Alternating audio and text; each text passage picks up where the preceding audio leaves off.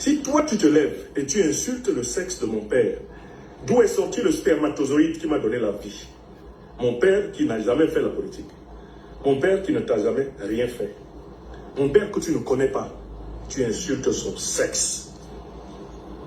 Tu as rompu avec moi la moindre forme de civilité.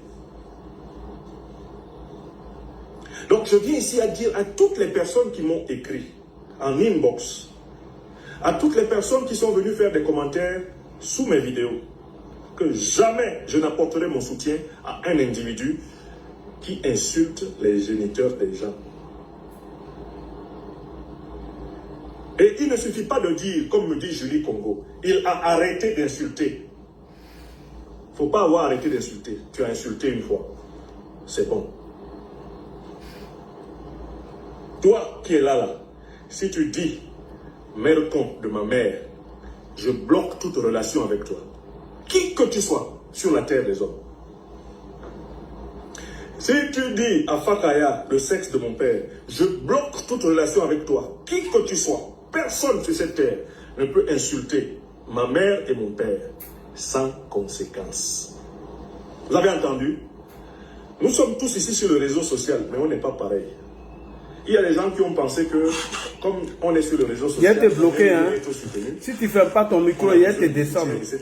Quand vous montez, fermez vos micros. Piétiner dans toute cette activité parce qu'on cherche le soutien. Moi, je ne fais pas partie de cela.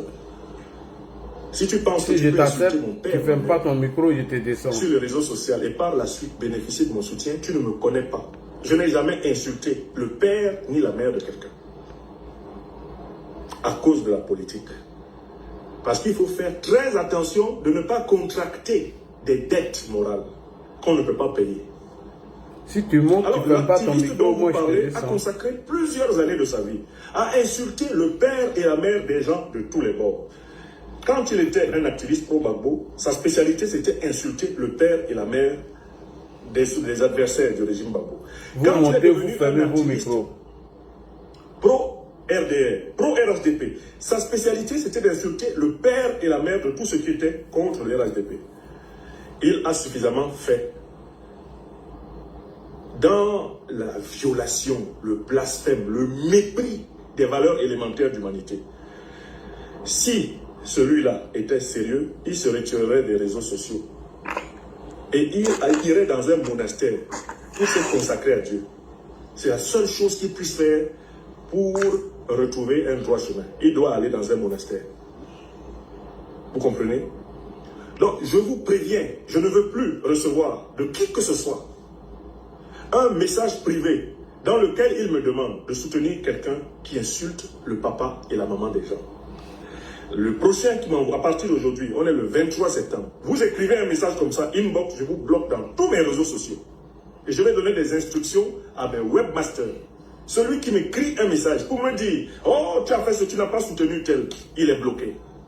Parce que moi, je n'ai pas besoin du soutien des gens qui soutiennent ceux qui insultent les gens qui n'ont rien fait. Je n'ai pas besoin du soutien des gens qui tolèrent qu'on se permette d'aller jusqu'à désacraliser les gens. Ansita, ferme ton micro. Je n'ai pas besoin de ce soutien. Tu as fermé ton micro tout à l'heure. Et je ne tolérerai pas le chantage à la solidarité des cons. Madame, fermez vos micros. Je ferme vos micros. Vous n'appellerez pas ça une erreur. Cela s'est fait pendant 10 ans. On peut compter depuis 2011, 2012, jusqu'à pratiquement 2020. C'était ça. Si la personne en question a décidé de changer de comportement, qu'elle se retire d'abord pour changer de comportement. Parce que moi, le nombre de personnes qui ont vu leurs parents traîner dans la boue par cet individu est un nombre suffisamment important. Les micros, s'il vous plaît. Ça s'est fait sur un temps suffisamment long pour qu'on comprenne que celui-là ne mérite pas d'être soutenu. Je dis bien, il ne mérite pas d'être soutenu. Et ce n'est pas pour des raisons politiques, c'est pour des raisons humaines. Si aujourd'hui, il y a quelqu'un qui est du RDPC, de Paul Biya, le parti que je combats au Cameroun, qui a un problème humain grave, il est plus facile de l'aider que d'aider quelqu'un qui, même s'il est de l'opposition, insulte le papa et la maman des gens, de mon point de vue. Nous sommes en désaccord politique, Les désaccords politiques doivent s'exprimer politiquement. La critique politique doit s'exprimer politiquement. On peut s'attaquer à un homme politique sur la base de ses actes dans la cité. Parce que lui aussi s'attaque aux autres sur la base de leurs actes. À une femme politique sur la base de ses actes dans la cité. Parce que cet autre aussi s'attaque aux actes. Il ne faut pas s'attaquer aux parents des gens. Il ne faut pas s'attaquer aux enfants des gens. Merci Julien. Là, on entre dans le monde démoniaque et satanique. On s'attaque aux innocents. Donc, tous ceux qui m'ont envoyé des messages pour me demander de participer au soutien à cet individu, je les comprends, ils ne me connaissent pas. Ceux qui me connaissent ne peuvent pas m'envoyer un tel message. Je ne nuis pas à cet individu. Je n'appelle pas Alassane Dramane Ouattara, je n'appelle pas Macron, qui sont d'ailleurs mes adversaires, voire mes ennemis, je ne les appelle pas à l'écraser. Je ne souhaite même pas qu'il soit écrasé, mais je souhaite qu'on respecte ma dignité. Quelqu'un qui a consacré de longues années à s'attaquer aux personnes innocentes, au lieu de s'attaquer à moi. Si toi tu te lèves et tu insultes le sexe de mon alors, père, bonsoir. D'où est sorti le spermatozoïde qui m'a donné? Bonsoir, ça c'était la guerre des mendiants. Donc j'ai mis ça en introduction. Après je vais mettre vraie introduction ce soir. J'ai mis un bon thème ce soir que moi je vais prendre que 15 minutes et je vais vous laisser la parole. Chacun de vous va émettre son avis. Et le thème c'est quoi ce soir? La Côte d'Ivoire est-elle prête à accueillir le multipartisme? C'est très important les frères.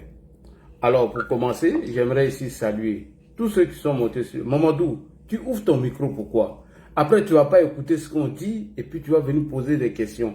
Parce que chacun de vous va donner son avis sur cette question-là. Tout le monde va prendre la parole ce soir. Donc apprêtez-vous et on va décoller. Alors, j'ai pris des notes. J'ai dit l'actualité politique en Côte d'Ivoire est consacrée aux prochaines élections présidentielles en Côte d'Ivoire. Et déjà, nous, on sent la conspiration, la peur au niveau des populations. Ces élections vont bien se passer. Où vont se passer? Est-ce que le peuple de Côte d'Ivoire doit vivre encore dans la peur à cause des élections? Est-ce que la Côte d'Ivoire ou le peuple de Côte d'Ivoire doit vivre encore dans la peur à cause des élections? Donc, j'ai deux questions à poser ici. Le peuple ivoirien est-il prêt à accueillir le multipartisme? Depuis 1990, c'est que le multipartisme a bien fait de la Côte d'Ivoire. Parce que la politique de la Côte d'Ivoire est gangrénée par les problèmes ethniques, régionaux et religieux. D'où mon thème de ce soir pour mes panélistes. La politique divise le peuple ivoirien. La première question, à qui la faute? Nos hommes politiques ou l'immaturité de la population ivoirienne? Vraiment, je souhaite que le panel ou les panélistes restent dans le thème de ce soir. Il faut que chacun reste dans le thème de ce soir. Et ce thème est très très important. Nous devons savoir entre nous les hommes, entre nos politiciens, entre nos politiques et les populations, pourquoi le multipartisme a divisé les Ivoiriens. Alors, depuis 1990, tout le monde sait que le multipartisme est arrivé. Est-ce que aujourd'hui, à la veille des élections, on attend des discours tribalistes, xénophobes? Est-ce que c'est la faute au multipartisme? C'est la question. Depuis le décès de Félix Houphouët-Boigny, on a vu M. Henri Konan Bédié qui est venu avec le concept d'ivoirité, qui a été récupéré encore par le FPI de M. Laurent Gbagbo. Et tout le monde a vu le résultat de ces discours. Et à la veille des élections de 2025, on attend encore les mêmes discours. Mieux, lors de la marche du PPACI, on a entendu des jeunes dire « les Mossi, allez chez vous, vous n'êtes pas les bienvenus ici ». Certains même vont prendre les thèmes de la rébellion. Est-ce que ces discours qui divisent les gens, nous les nordistes, nous les musulmans, est-ce qu'à la veille des élections, on doit encore prôner ces genres de discours sur les réseaux sociaux? Et donc, chacun de nous va essayer de donner son avis afin que tous les Ivoiriens nous écoutent ce soir pour, bien évidemment, faire un bon débat ce soir. Nous invitons tout le monde que tu sois de l'opposition ou du parti au pouvoir, vous êtes tous invités ici. Vous savez que c'est nous, on a commencé ça au début sur Facebook, où on avait un numéro où chacun de nous pouvait donner son avis sur tous ces genres de discours. Donc pour commencer, après la guerre des mendiants, nous allons maintenant rentrer en introduction avec nos invités et il va vous donner la parole. Pour commencer, je vais jouer cette vidéo de Live TV afin que tout le monde reste dans le sujet.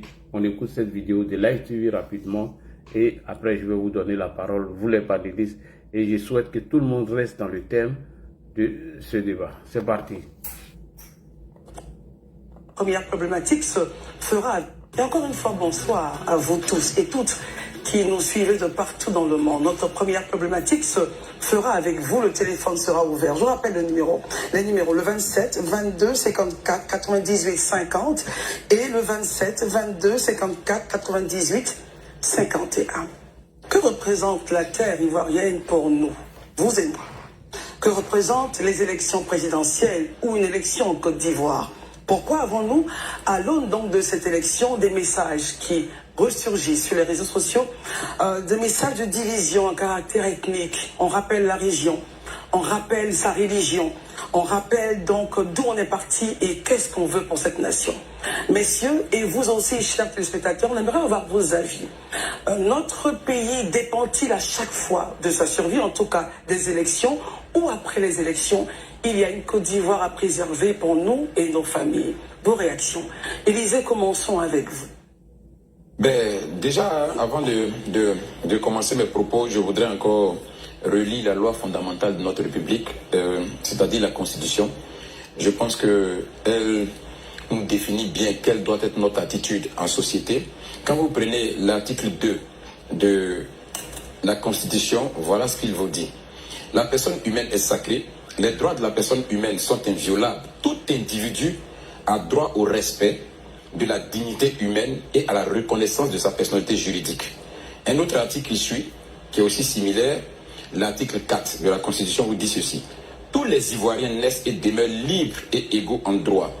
Nul ne peut être privilégié ou discriminé en raison de sa race, de son ethnie, de son clan, de sa tribu, de sa couleur de peau, de son sexe, de sa région, de son origine sociale, de sa religion ou croyance, de son opinion, de sa fortune, de sa différence de culture ou de langue, de sa situation sociale ou de son état physique ou mental. Voilà ce que la Constitution dit. Et selon vous, c'est primordial de rappeler ça? C'est important de le rappeler. Et figurez-vous, la Constitution, c'est la loi fondamentale de la République. Et en ces articles 2 et 4, ça veut dire, dès qu'on commence déjà à rédiger la Constitution, on prend la peine d'indiquer à l'ensemble des citoyens que nous sommes égaux. Et nul n'a le droit d'être privilégié ni discriminé sur la base d'une quelconque différence. Ça veut dire quoi? Ça veut dire que le législateur, c'est-à-dire les constitutionnalistes, ceux qui sont assis qui ont lu la loi fondamentale, ont compris que au-delà des grands principes de gouvernance, ce qui est primordial de retenir, c'est la personne humaine. Et ça, on ne doit pas transiger avec. Et ça, c'est la loi fondamentale. Donc, tous ceux qui sont là, qui tiennent des discours de haine, qui ont des discours tribalistes, que les discours régionalistes, de nature à exacerber des tensions et autres, mais ceux-là sont passibles de poursuite. Parce qu'ils vont à l'encontre de la Constitution. C'est la loi fondamentale même qui régit notre République. Ça, c'est important quand même qu'on le sache. Très bien, mais le point est le suivant. Au-delà des poursuites, partons à la base. Notre pays est indépendant depuis 1960. Est-ce que nous sommes véritablement une nation? Parce que si nous sommes une nation, pourquoi est-ce que nous avons à chaque fois des relents un peu régionaux, ethniques, religieux? Il n'est pas de ma religion, c'est pas ma région, c'est pas mon ethnie. Et puis justement, après, on tarde à s'embraser. Vous réagissez et on prend le point d'Arnaud. Moi, je pense qu'il ne faut pas chercher midi à 14h. Tout ça, c'est parti depuis les années 90, lorsqu'on est rentré dans le multipartisme. Avant ça, on n'avait pas cet état-là. Mais je vous dis que vous pouvez prendre les gouvernements de 1960, au temps de Félix Houphouët-Boigny, de l'indépendance, juste avant 90. Il y a des patronymes qui faisaient partie de ces différents gouvernements. À partir de 1990, les gens ont jugé que ces patronymes-là, ne devaient plus faire partie des gouvernements ivoiriens.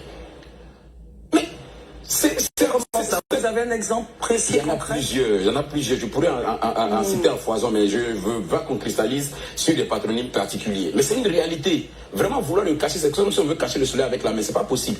Je vous dis, je vous dis, Christelle, oui. quand vous regardez à quel moment dans l'histoire de la Côte d'Ivoire la question des nationalités, la question des origines a pris forme et s'est exacerbée. Et c'est à partir des années 90, lorsqu'on est rentré dans le multipartisme, lorsqu'on est rentré dans les conflits, je veux dire, politiques, qu'on a commencé à assister à la promotion ou bien à la vulgarisation du relais ethnique, où on disait finalement, ceux ils ne sont pas avec nous, ceux ils sont étrangers, ceux ils sont ceci, nous on est ceci, nous on est cela. Les partis, même si vous regardez la structuration de nos partis politiques, ils sont basés même sur des régions. Vous regardez les partis politiques, ils ont des ancrages régionaux, ils sont basés sur les ethnies. Et ça, c'est parti depuis le multipartisme. Et encore une fois, bonsoir à vous. Alors, chers frères et sœurs, voici le thème de ce soir et je vais vous passer l'antenne. Monsieur Côte d'Ivoire, vous êtes en chose, comment on appelle, vous êtes en pause café, il faut quitter en pause café. Monsieur Côte d'Ivoire, voilà, c'est bien. Alors, à qui la faute? Comme on l'a posé la question, monsieur Élisée Boulugwe, à qui la faute?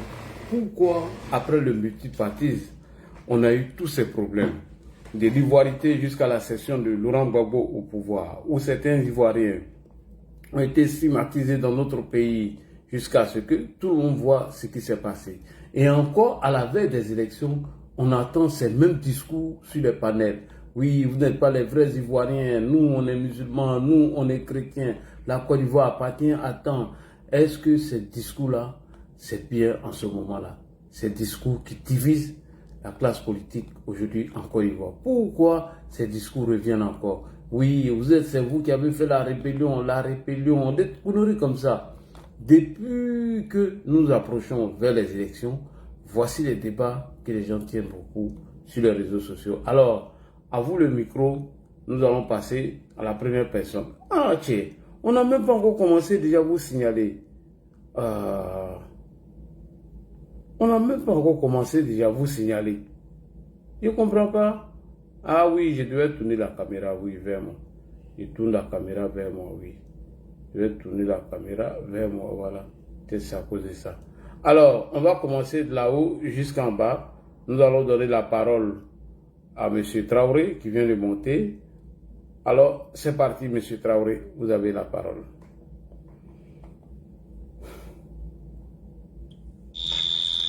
Bonsoir, Ladi. Bonsoir. Bonsoir à tous les panélistes. Bonsoir. Bon, moi je pense que le thème que tu as choisi ce soir-là, ce thème-là est tellement important que franchement, il va falloir que après les élections, et la nation même se penche sur ce problème.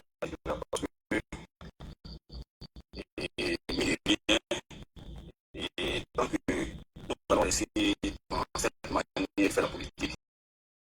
On se rend compte que l'une des préoccupations, ou du moins l'une des inquiétudes du président Houphouët-Boigny était que la Côte d'Ivoire n'était pas encore prête pour le multipartisme, parce qu'il avait eu peur que quand on aura beaucoup de partis forcés, il aura affaire de régionalisme et il aura affaire de religion dedans. Aujourd'hui, la peur qu'il avait eue, aujourd'hui, on voit que cette peur-là vraiment est devenue une réalité. Très franchement dit, et quand tu écoutes certaines personnes, c'est déplorable. Mais j'ai dit qu'on subit les conséquences.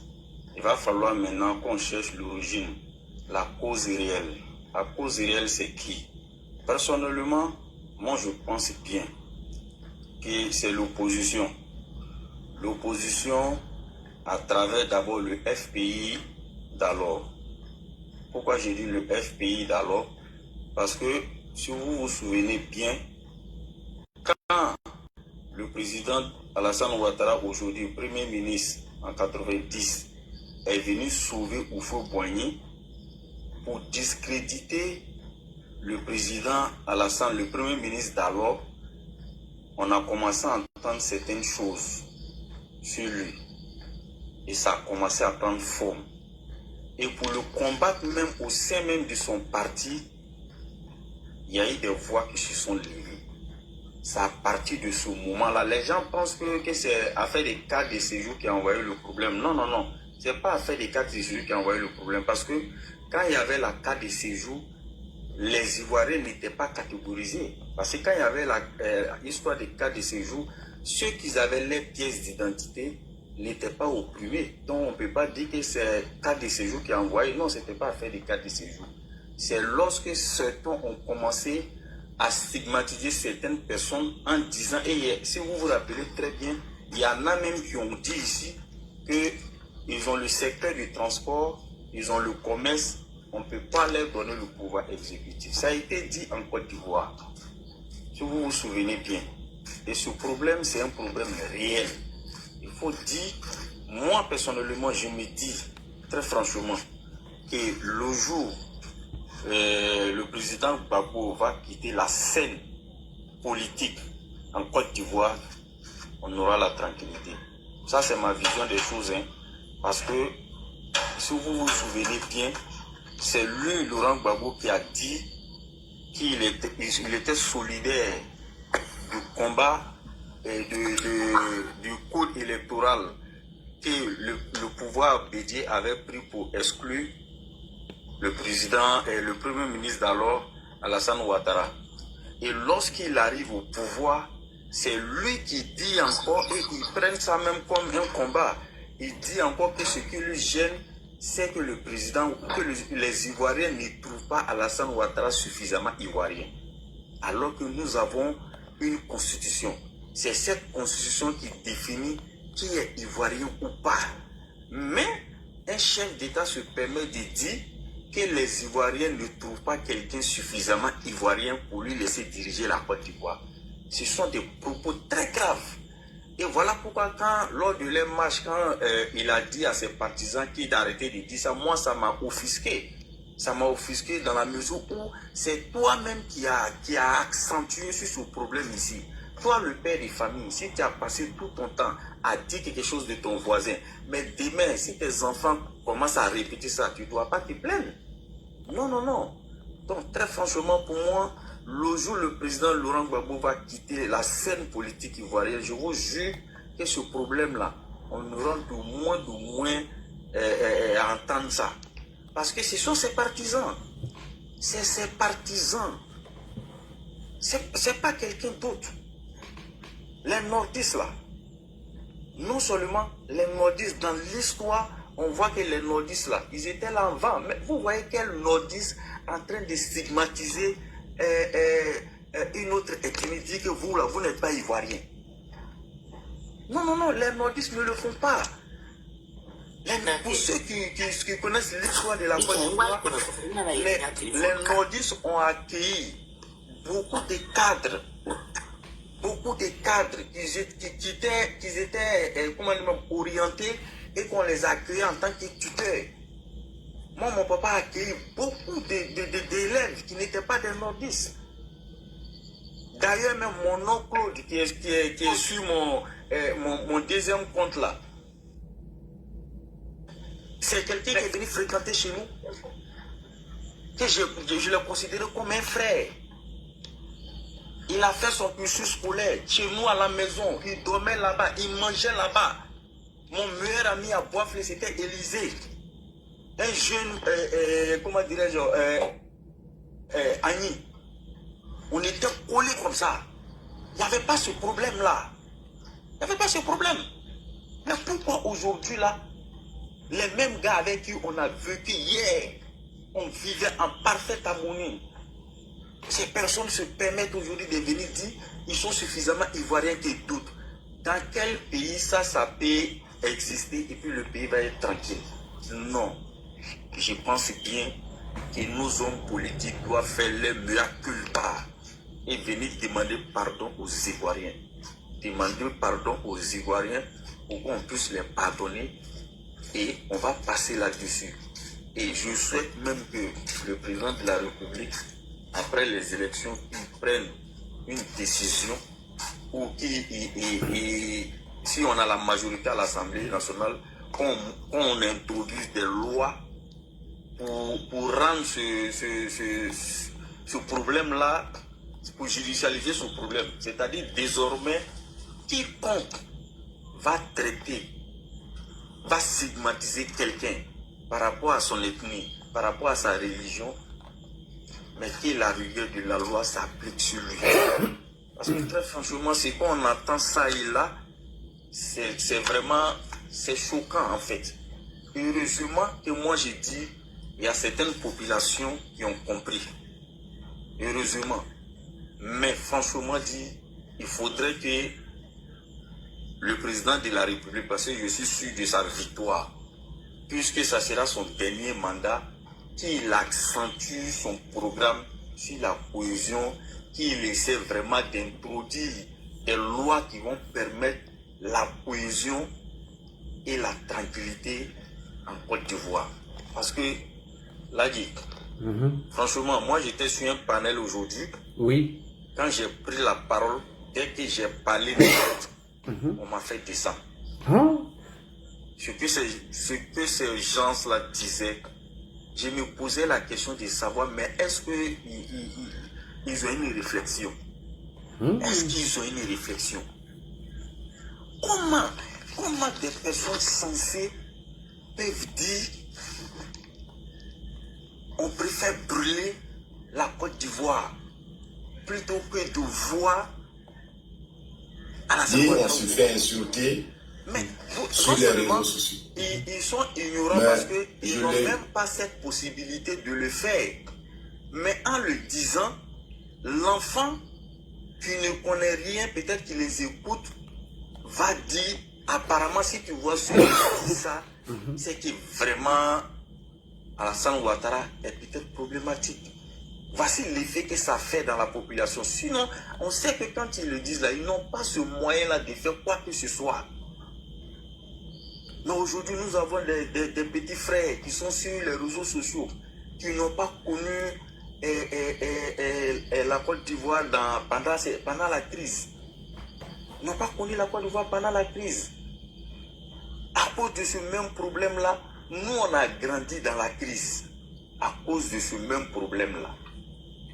Donc, très franchement, quand j'ai écouté ton thème, j'ai dit non, il faut que j'intervienne pour que au moins mon message aussi, ça y est, mon amertume puisse être entendue. Parce que c'est choquant.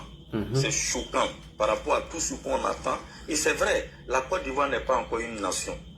Parce qu'une nation, on ne regarde pas. Regarde, voici des gens qui vivent en France, en Europe. Fais vite, parce qu'il y a du monde, il y a beaucoup de personnes qui veulent prendre la parole. Oui, je vais chuter tout de suite là. Quand ils ont les pièces d'identité et qu'ils présentent à la police, ils sont considérés comme des Français. Mais eux, ils sont offusqués, alors qu'en réalité là, le code de la nationalité est clair. Et ivoirien, celui qui est né d'un père, d'une mère, celui qui a acquis la naturalisation, celui qui a acquis la naturalisation par mariage. Mais il se permet, et puis ce qui est offusquant, c'est que quand tu as un nom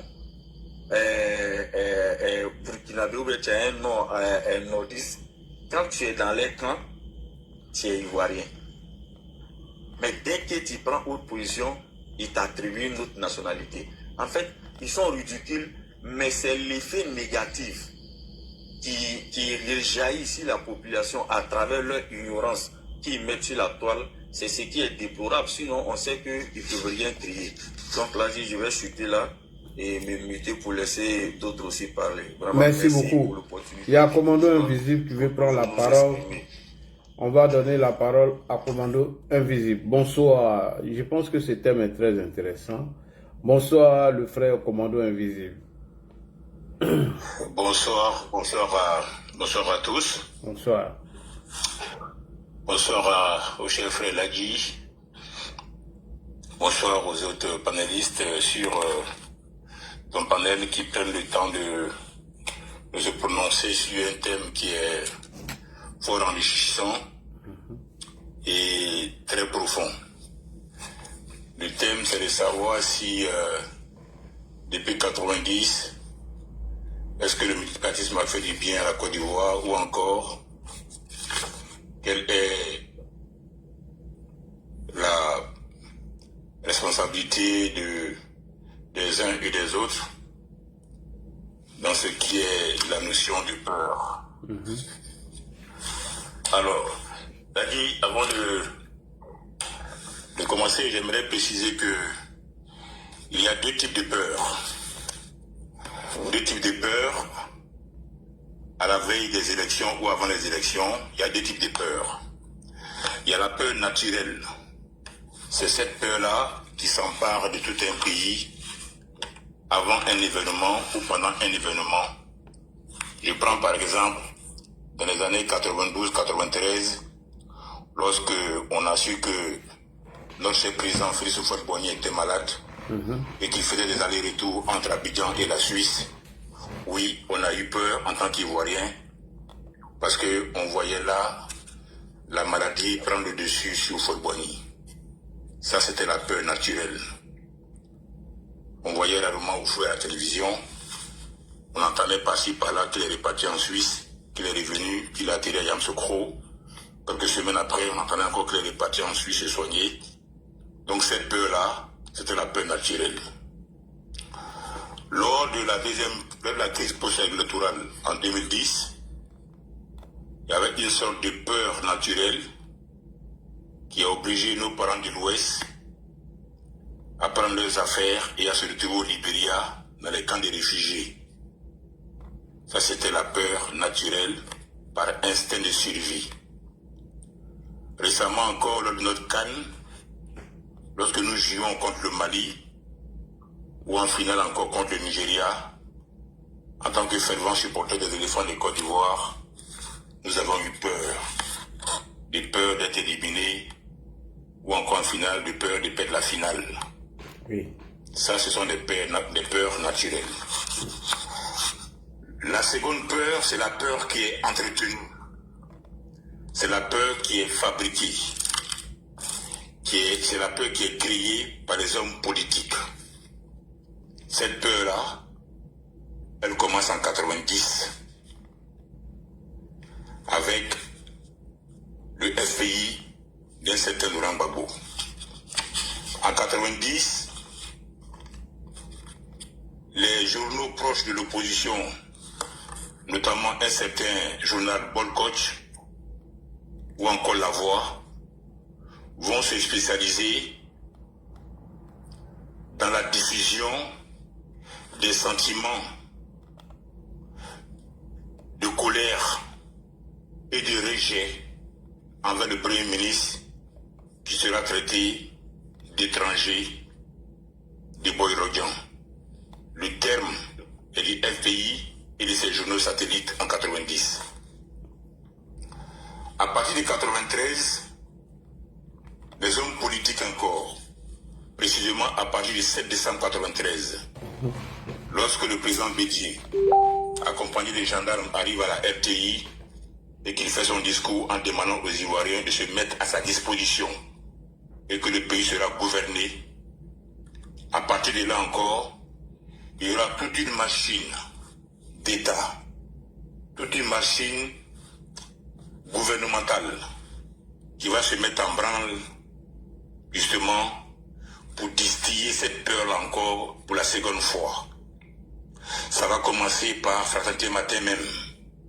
Ça va aller jusqu'au national de Koudoupol.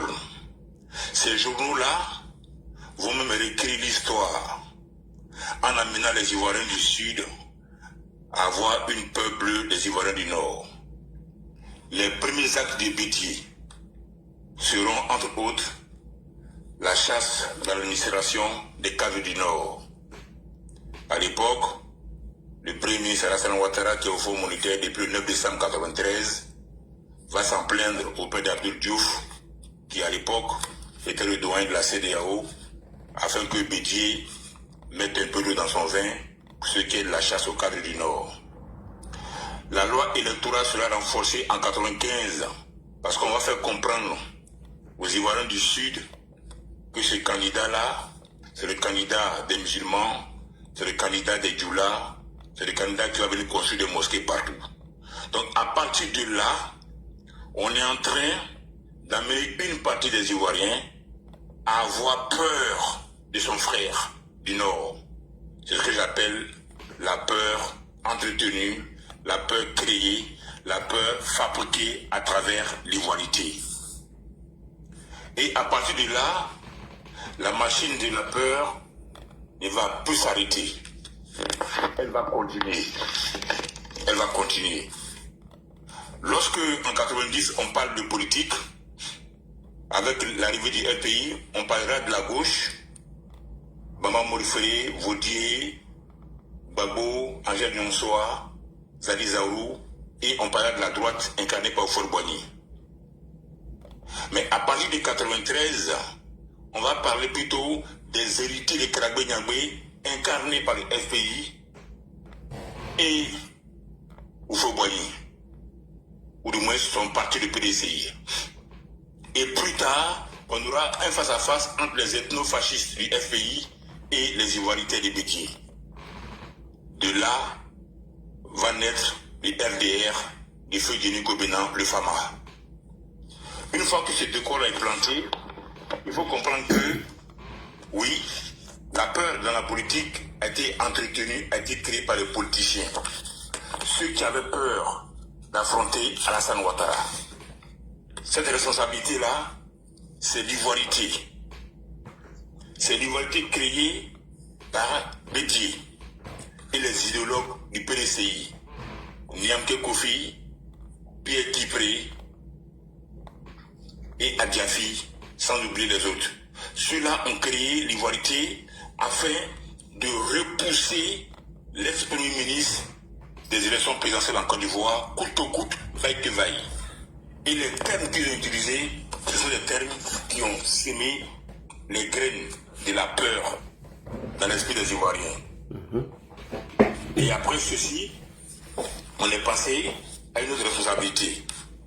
Cette responsabilité, il ne faudra pas qu'on ait peur de l'aborder. C'est la responsabilité de l'Église catholique. Il ne faudra pas peur de l'Église. Nous sommes dans un pays multiforme, où les mariages sont mixtes, où tout le monde accueille tout le monde. Mais dans la crise que la Côte d'Ivoire a connue, il y a deux entités dont on n'a pas fait le procès en Côte d'Ivoire, et personnellement, ça me gêne encore. C'est l'Église catholique et les journalistes. Lorsque, en 2000, l'Église catholique, par la voix de Monseigneur Agré, prenait fait et cause pour le tandem Guéhi-Babo, il a accentué la fracture entre le sud de la Côte d'Ivoire et le nord de la Côte d'Ivoire. L'Église catholique a béni l'ivoirité. Lorsqu'on a persécuté une partie des Ivoiriens, lorsqu'il y a eu des charniers, l'Église catholique a gardé le silence. Commandant, s'il te plaît, commandant, il faut demander à l'ami de fermer le micro de Tchomba parce que... Ah, Tchomba, ferme ton micro, Tchomba. Tu es monté, ferme ton micro. Oh, ça fait du bruit. Excusez, hein, les gars, vas-y. Oui. Donc, à ce niveau-là, lorsque nous sommes arrivés en 2000 et qu'il y avait l'arbitraire qui avait caractérisé le nouveau code électoral, l'Église catholique a gardé le silence. Oui, au-delà des politiques, la responsabilité de l'Église catholique est engagée dans cette peur-là en Côte d'Ivoire. Ils ont béni le tandem Guéhi-Babo pour exclure Alassane et les autres. Ils ont béni les escadrons de la mort. Ils sont restés silencieux devant les charniers. Ils sont restés silencieux devant l'exclusion, l'extranéité d'une partie des Ivoiriens. Donc au même titre que certains politiciens, j'accuse l'Église catholique pour avoir distillé la peur. Aujourd'hui, ce qu'on regarde, ce qu'on écoute aujourd'hui, Damana Picard disait que Gbagbo a sémé des graines.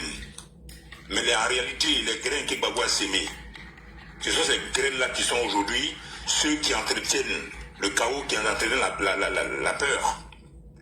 Et depuis 2011, cette peur a été entretenue par des cyberterroristes proches du Cameroun, notamment de l'AES aujourd'hui, mais proches d'Afrique Média, notamment les communicants pro-Soro, avec Chris Yapi, et encore les autres que je ne vais pas nommer ici sur ce panel, sans oublier Denis Pacheco aujourd'hui. Ce sont ces communicants-là, pour ne pas dire ces cyberterroristes du Méta, qui ont entretenu la peur, qui ont nourri cette peur-là, qui aujourd'hui est en train justement de toucher quasiment tout le monde. Autrement dit, il n'y a pas de raison d'avoir peur. Le président de la République, il a été clair dans son dernier message à la nation, où il a rassuré tout le monde que les élections d'octobre 2025 seront apaisées, sécurisées et démocratiques. Et il en a appelé à la responsabilité de tous les acteurs politiques. Ceci dit, il n'y a pas de raison d'avoir peur. Il n'y a pas de raison d'avoir peur. Ceux qui entretiennent la peur sur les plateaux du NCI, souvent les dimanches soirs, ou encore sur les panels, le font à dessein. Entretenir la peur fait partie d'un plan de déstabilisation. Ne nous laissons pas intimider, ne vous laissez pas intimider, faites confiance au président de la République. Je vais tirer le frein à main, vu qu'il y a du monde qui attend, en remerciant Lagui et les autres panélistes. Merci. Merci beaucoup, Commando Invisible. Quand vous montez, s'il vous plaît, fermez vos micros, c'est très important. S'il vous plaît. Alors, le Prado, Alassane, le Prado, bonsoir. Bonsoir Lagui, bonsoir à tout le monde. Bonsoir. Lagui, bonsoir à toi. C'est un très bon thème sur lequel on doit échanger parce que c'est très important de situer les responsabilités des uns et des autres. Il y a un peu de bruit chez toi. Hein? En 80. Ah non, c'est pas vrai.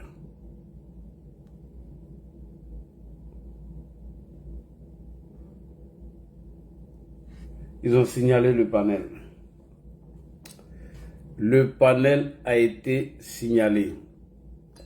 En fait, ces gens-là, ils n'aiment pas ces gens de débat-là. Pourquoi? Pourquoi ils n'aiment pas ces gens de débat? Je vous explique. Parce que aujourd'hui, la plupart de leurs discours sur les réseaux sociaux, c'est les mêmes débats-là. Oui, il faut que la Côte d'Ivoire revienne aux Ivoiriens. Oui, l'exclusion des candidats va provoquer une crise dans notre pays. Alors que en 2000, lorsque la candidature du président Alassane Ouattara a été invalidée, il n'y a pas eu de crise.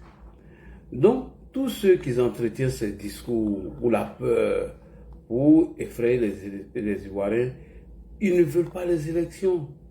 C'est pourquoi vous attendez, quand Ouattara va quitter, le Nord doit disparaître. Ces gens de discours-là, depuis 1990, ils n'ont pas changé de posture. Oui, Prado Alassane, pendant que le live était signalé, donc j'ai essayé de reprendre la parole. Donc tu peux y aller, il n'y a pas de souci. Alors merci Lagui, merci une fois de plus de me donner la parole. Alors il faut savoir qu'à l'arrivée du multipartisme en 90, il y a eu quelqu'un qui est rentré en politique et qui, lorsque cette personne est rentrée en politique, a participé à l'élection présidentielle. Et c'est suite aux élections présidentielles qu'on a vu véritablement les premières violences, voilà, je dirais, en politique au début du multipartisme. Donc ça veut dire que déjà, il y a eu quelqu'un qui a commencé à instrumentaliser la jeunesse, à instrumentaliser la masse, voilà, à vouloir manipuler, à tenir des discours populistes. Et aujourd'hui, on comprend encore qui sont dans cette dynamique. Voilà, c'est pour ça qu'aujourd'hui, vous entendez des discours de gens, les Ivoiriens ne sont pas contents de la gouvernance du président Alassane Ouattara. Le peuple n'est pas d'accord, le peuple dit non au 4e mandat d'après eux.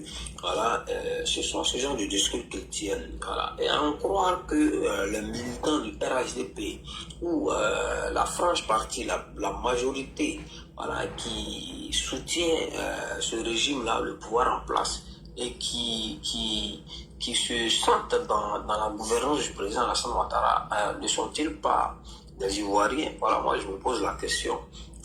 Voilà des gens qui ont pour verbe de diviser les Ivoiriens. Ils n'ont pas ce discours politique-là où ils doivent unir la Côte d'Ivoire. Voilà. Donc pour eux, faire la politique, c'est diviser pour mieux régner. Les gens, ils ont catégorisé entre certaines parties de la population. Prado Alassane, il y a des bruits chez toi. Il y a des petits bruits. Il y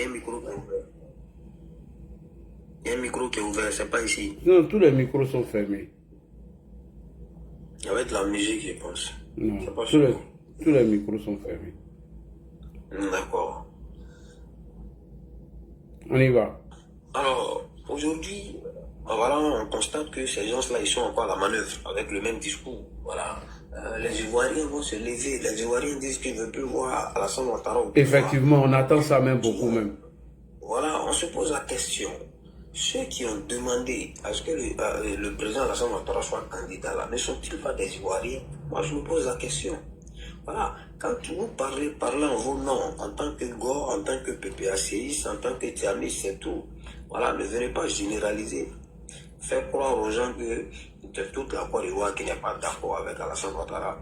Voilà, déjà, les élections locales et municipales démontrent que vous n'avez pas la majorité. Voilà, le RHDP est implanté partout.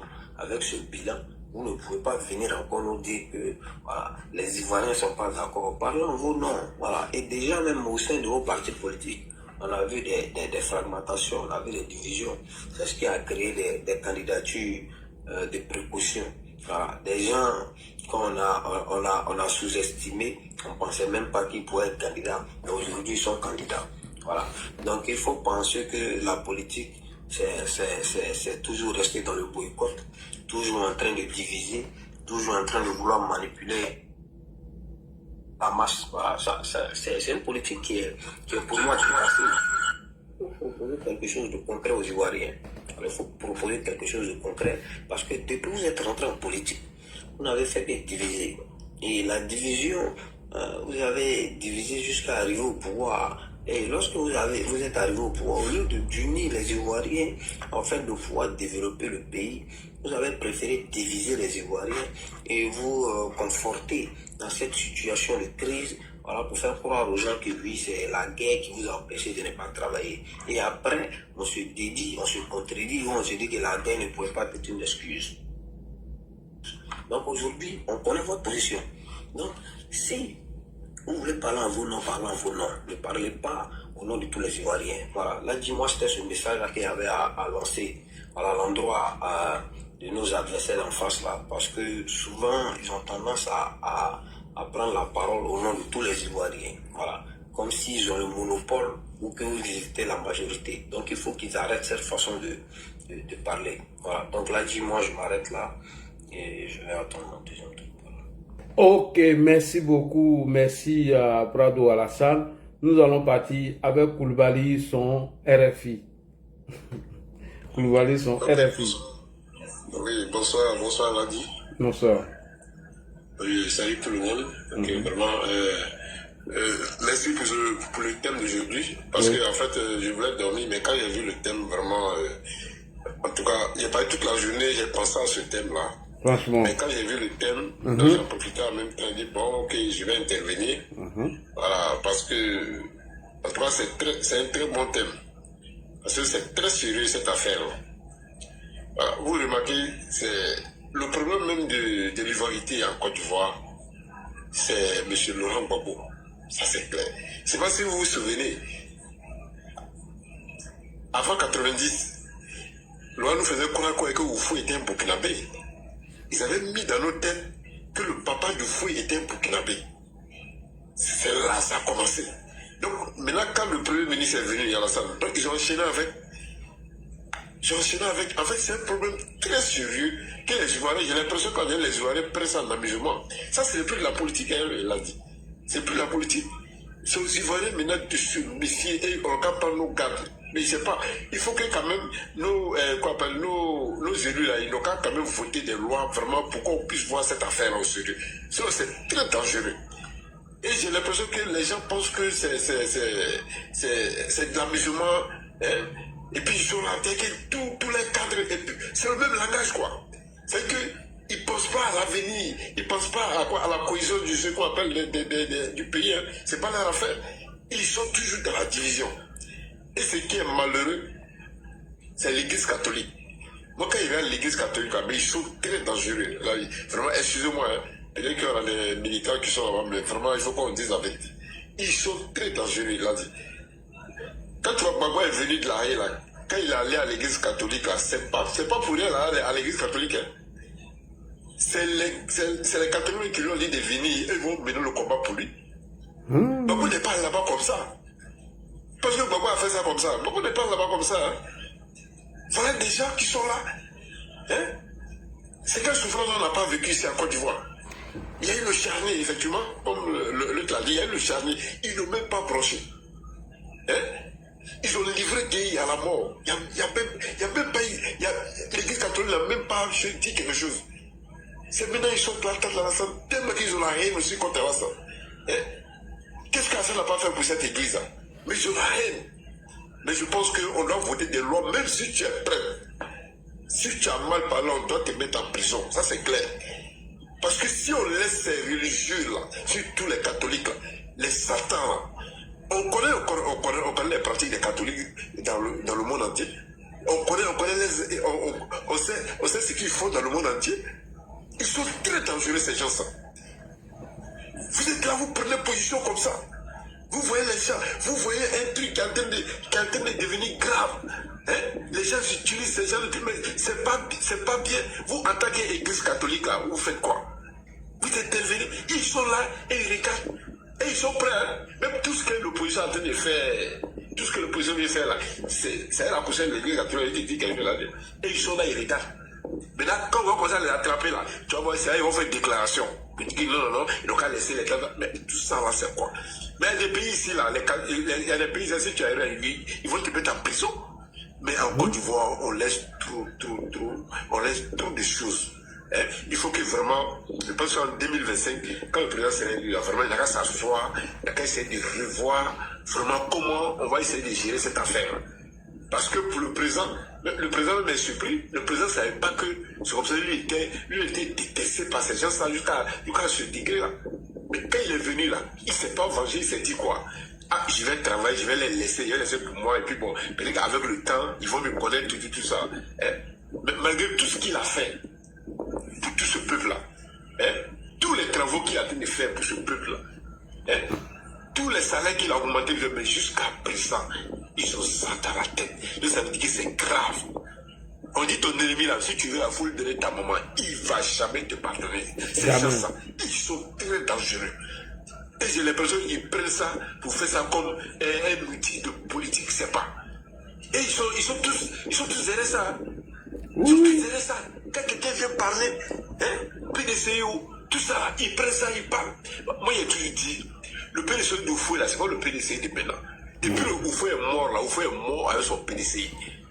Le PDCI de Bédié en passant par Tcham là, mais c'est des conneries. Quand quelqu'un s'assoit, vous dites non, il se faut à cause du fouet, mais c'est des conneries. Ceux-là, ils n'aiment pas au fouet, ces groupes-là. Ces groupes-là, ils n'aiment pas au fouet. Au fouet n'a jamais fait ça, au fouet n'a jamais divisé les Ivoiriens.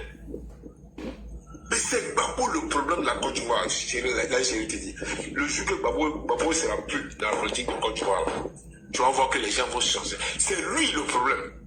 C'est lui le problème. Et quand il s'assoit pour dire que non, lui n'est pas d'accord, quand ces gars marchaient, le fait de dire, mon fils aussi, non, hein. Gbagbo n'a pas dit à cause de nous, hein, c'est pas ça. C'est à cause des cas de l'AIS. Gbagbo a dit ça. Gbagbo c'est un hypocrite. C'est Gbagbo même qui a dit de dire ça. Gbagbo c'est un hypocrite. Ce gars-là, je peux jamais le faire confiance là. Il est très dangereux, le gars.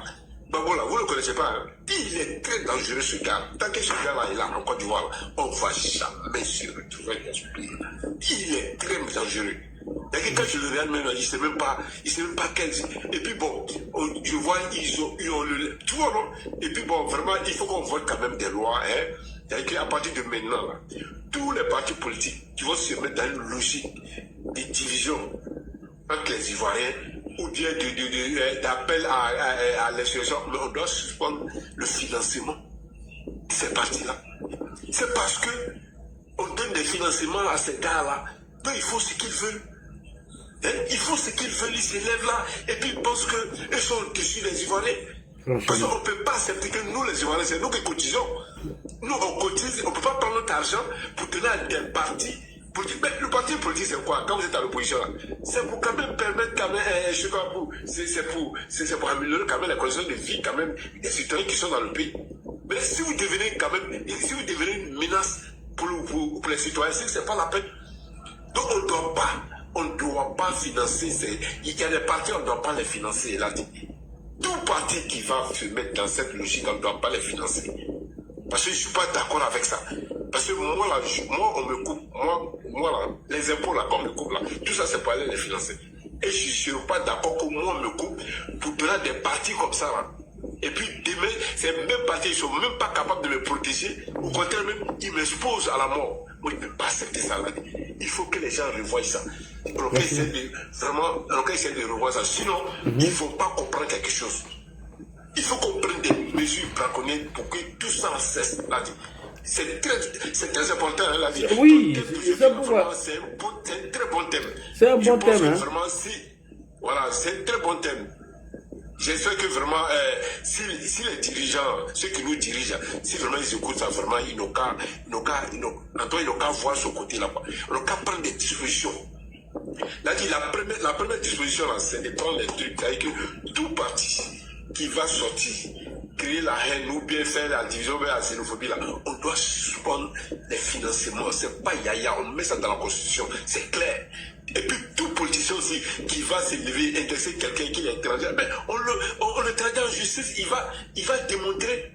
Si quelqu'un me dit que je suis étranger, moi je le convoque, il va aller démontrer par A plus B que je suis étranger. Mais s'il n'a pas pu démontrer la main, on l'enferme. Tu vas voir que quand ça va se passer là, les gens vont rester calmes. Mais on a l'impression, on les laisse faire. Voilà des gens qui sont venus trouver des gens ici, qui pensent qu'ils sont plus ivoiriens que les Ivoiriens même. Des gens qui pensent qu'ils sont plus ivoiriens que les Ivoiriens. Et ils sont là, et puis ils croient à ça. Et ils croient à ça. Mais c'est pas possible, là. C'est très sérieux cette affaire-là. C'est très sérieux, hein. C'est un très bon thème, là. Vraiment, je te remercie beaucoup. Merci. Vraiment, que Dieu te protège beaucoup. Vraiment. Merci. Tu es très intelligent, voilà, vraiment. En tout cas, ça, là, Dieu va te bénir pour ça. Merci. C'est des trucs que les gars négligent. Un truc qu'on a là-dessus depuis, là, il n'y a même pas de solution. On ne va pas en avant, on ne va pas derrière. Et puis les gars sont en train de regarder. Vous pensez que ceux-là, ils peuvent nous aimer. Et puis quand ils voient les Soudan Gbagbo, des motifs comme ça, ils pensent que c'est politique qu'ils font comme ça, quoi. Hein? Quand ils pensent que c'est politique qu'ils font, ils s'amusent, hein. Voilà qu'il y a un problème, ils disent quoi, qu'avec Soudan Gbagbo même, qu'avec c'est RDS, c'est ce qu'ils se disent. Ils ne peuvent jamais les aimer, mais ce n'est pas dans quel combat ils sont. Mais c'est très sérieux, hein. Mais pensons à nos enfants. Mais c'est à nos enfants on pense. Si vous voyez que nous, là, on n'est pas prêts pour laisser ce pouvoir-là, c'est tout ça. Parce qu'en face de nous, des gens qui ne réfléchissent pas. Des gens qui sont prêts, quand ils vont prendre le pouvoir, ils ne vont pas envoyer un développement, hein. Ils vont venir diviser les gens. Oh, nos enfants sont là. Moi, demain, ces gars-là vont venir, ils vont chercher nos enfants vont aller vivre où? Déjà avec des gens comme ça. Donc vraiment, en tout cas, la vie ne pourrait pas trop prendre la parole. Vraiment, moi, je vais m'arrêter là, vraiment, pour te dire que vraiment, c'est très sérieux. Même la nomination de Soudé, là, ils ne sont pas d'accord, hein. Le fait qu'il s'appelle Suleiman Traoré, qu'il avait fait là, sa nomination pour les sales combats qui sont terminés ici. Mais il faut voir comment ils sont acharnés sur lui. Mon monsieur connaît. La nomination de Soloba de Soloba de Kanka, là. Ouais. Bon, tu vois, en fait, c'est des gens, ils n'ont rien compris de la vie, hein, la vie. Les Suleiman, là, ils n'ont rien compris de la vie. Non, s'ils ont compris, eux, ils cherchent l'argent. C'est pas parce qu'ils savent pas. En fait, voilà, c'est l'argent que les intérêts se disent quoi. Ils se disent que bon, eux, ils vont jamais mener une vie en Afrique, surtout en Côte d'Ivoire. Voilà. Sinon, Soloba sait la vérité, il sait la vérité. Voilà, hein. ils s'en foutent. Quand il veut les frapper, là, il dit ça. Mais Soloba n'est pas ivoirien. Soloba n'a pas de parents ici. Il s'en fout. Que ça brûle ou pas, c'est pas son problème. Lui, c'est son argent. Il fait son argent et puis il bouffe tout ça, c'est tout. Donc ces gens-là, faut même pas les regarder ceux-là. Les Soloba, ça c'est des malheureux. Celui de Kankara, mais lui là c'est un malheureux. Faut même pas les regarder. Moi-même ce gars-là, je n'aime pas parler de lui, quoi. Parce que quand je le vois même là, il dit non, ce gars-là, c'est pas la peine. Je n'aime pas parler de lui. Mais c'est qu'il a dit, on va mener notre combat. Prenons les dispositions. La Côte d'Ivoire, là, c'est pour nous. Il n'y a pas propriété de Côte d'Ivoire à part nous. C'est pour nous la Côte d'Ivoire. Mais si les gens veulent qu'on rentre dans les détails, là, c'est pour nous la Côte d'Ivoire. Mais il n'y a pas quelqu'un qui est sûr qu'on appelle. Et puis des gens qui viennent d'arriver là, c'est eux, quand tu parles un peu, non, t'es étranger. Même quand l'étranger est avec eux là, ils trouvent que non, lui, il est plus ivoirien que nous. Ça, c'est quel truc ça? C'est parce qu'on les laisse faire. Parce qu'on n'a pas voté des lois pour contrer tout ça, on les laisse faire. Et puis on laisse n'importe quoi, les Affinguessants, les quoi. Hein? Surtout la dame qui avait parlé lors des trucs, des choses à Tcham là, il avait fait un truc là où elle a dit que non, que comment le gardien peut être plus ivoirien que le propriétaire. Tu vois, des femmes, c'est une femme comme ça. Là. Tu as fouillé ça là même là. Ça, elle est ghanéenne, ou te laisse faire là. Elle vient d'arriver quand. Et puis elle aussi, elle parle de ça. Et puis elle pense que c'est ça qui est la politique, quoi. Elle pense que la Côte d'Ivoire, là, il a dit, pouvoir là, on va pas donner. Wallah, il a entendu, on ne peut pas donner pouvoir là. Si c'est ça là, ils veulent dire, et puis prendre le pouvoir là, mais c'est que ça là, c'est qu'ils n'ont pas s'apprêter, hein. Ils n'ont qu'à faire la guerre. D'après eux, nous on a fait la guerre pour prendre. Ils n'ont qu'à s'apprêter pour faire la guerre. On ne peut pas donner, il a dit. Quelqu'un qui sait qu'il a un couteau dans sa main, hein, il est prêt à te tuer. S'il arrête ton couteau là, il va te tuer avec toi, tu vas lui donner ton couteau. Tu vas pas le donner. Pour qu'il prenne le couteau dans ta main là, peut-être que ça là, il va te terrasser avant de prendre ça. Soit tu vas pas donner. Moi, des gens, ils sont surpris. Quand on dit qu'on les soit pour eux, ils sont surpris. Mais comment, attends, mais moi, je sais que si tu donnes ça là, moi, je suis foutu à jamais. C'est pas ça la politique, quand même. C'est pas ça la politique. Vraiment, l'a dit, vraiment, franchement, toi, s'il veut trop parler là, vraiment, ça va, mais vraiment, je vais donner la parole à certaines personnes. Et puis bon, on est là toujours, si on doit intervenir, on va voir comment on peut faire pour intervenir. Okay. Sinon, vraiment, c'est pas facile. Abou, bonsoir. Abou. Bonsoir. Bonsoir, j'ai fait un toucher chez Adi Thierry là. Ouais, c'était un plaisir même que j'étais trouvé là-bas, parce que moi-même j'étais là-bas et puis je suis descendu après, et puis quand je t'ai vu, je suis remonté. Et oui, parce qu'il y avait un monteur là-bas là. Tu as mis le pied dans le plat, mais je pense que les dames qui étaient là en train de dire du n'importe quoi, finalement, elles se sont tuées. Tu as tellement bien fait, tu as fait comme eux-mêmes. C'est-à-dire, tu as fini d'intervenir et puis tu es descendu. En tout cas, c'était super chic. Oui, non, les gars, j'étais en train de mentir trop. Oui, toi, tu as les preuves et puis tu as les vas, donc vraiment, c'était intéressant. Et ben, vraiment, pour revenir au sujet du soir, je salue tous ceux qui sont présents sur le panel. Et je voudrais dire que le thème, notamment, est-ce que le multipartisme a été positif en faveur de la Côte d'Ivoire? Il faut d'abord repartir un peu en arrière. Avant d'aborder ce sujet, il faut repartir légèrement en arrière à partir des années 90. À partir des années 90, la Côte d'Ivoire qui est confrontée à une crise économique qu'on va appeler la conjoncture. Et à partir de ce moment, il faut aller maintenant en France. Quel président qui était en France à l'époque? Bien évidemment, c'était François Mitterrand. François Mitterrand, qui était à l'époque président de la République de France, n'était pas en bon rapport à un moment donné avec les dirigeants africains d'alors, qui en majorité étaient les pères fondateurs de l'indépendance en Afrique. Je vais parler de Houphouët-Boigny et bien d'autres. Et à partir de cet instant, ce mésaccord entre François Mitterrand et les dirigeants des présidents de l'Afrique de l'Ouest, en particulier la Côte d'Ivoire, Félix Houphouët-Boigny, Oumar Bongo et Moussa Traoré et bien d'autres en Afrique de l'Ouest, va amener François Mitterrand à entretenir un certain nombre de leaders d'opinion qui sont véritablement vers Laurent Gbagbo, Alpha Condé en Guinée, Abdoulaye Wade au Sénégal, les IBK au Mali et bien d'autres leaders d'opinion que François Mitterrand va entretenir dans son réseau FOCA afin d'avoir un contrôle véritable sur les présidents africains d'alors qui avaient commencé à comprendre que les relations dont la France entretenait avec eux n'étaient plus au bon fixe. Et François Mitterrand va se servir de ses leaders d'opinion, dont Laurent Gbagbo et bien d'autres en Afrique de l'Ouest, pour pouvoir avoir le contrôle et une mainmise sur ces présidents qui avaient bien évidemment duré au pouvoir, mais qui n'avaient pas envie véritablement de quitter le pouvoir pour pouvoir faire une alternance quelconque. Et pour avoir le contrôle sur ces présidents, François Mitterrand va demander à ses leaders d'opinion de devenir des socialistes, parce qu'à la base, ce sont des communistes, ce sont des marxistes. Voilà comment ces leaders-là vont devenir véritablement des socialistes, mais qui dans leur ADN, ce sont des communistes. Ouais. Et tu vas voir que, avec le développement que je vais te faire, tu vas comprendre que ces différents leaders d'opinion, ils vont tous acquérir, ils vont tous accéder au pouvoir dans la même période des années 2000, 2002, 2006, jusqu'à monter.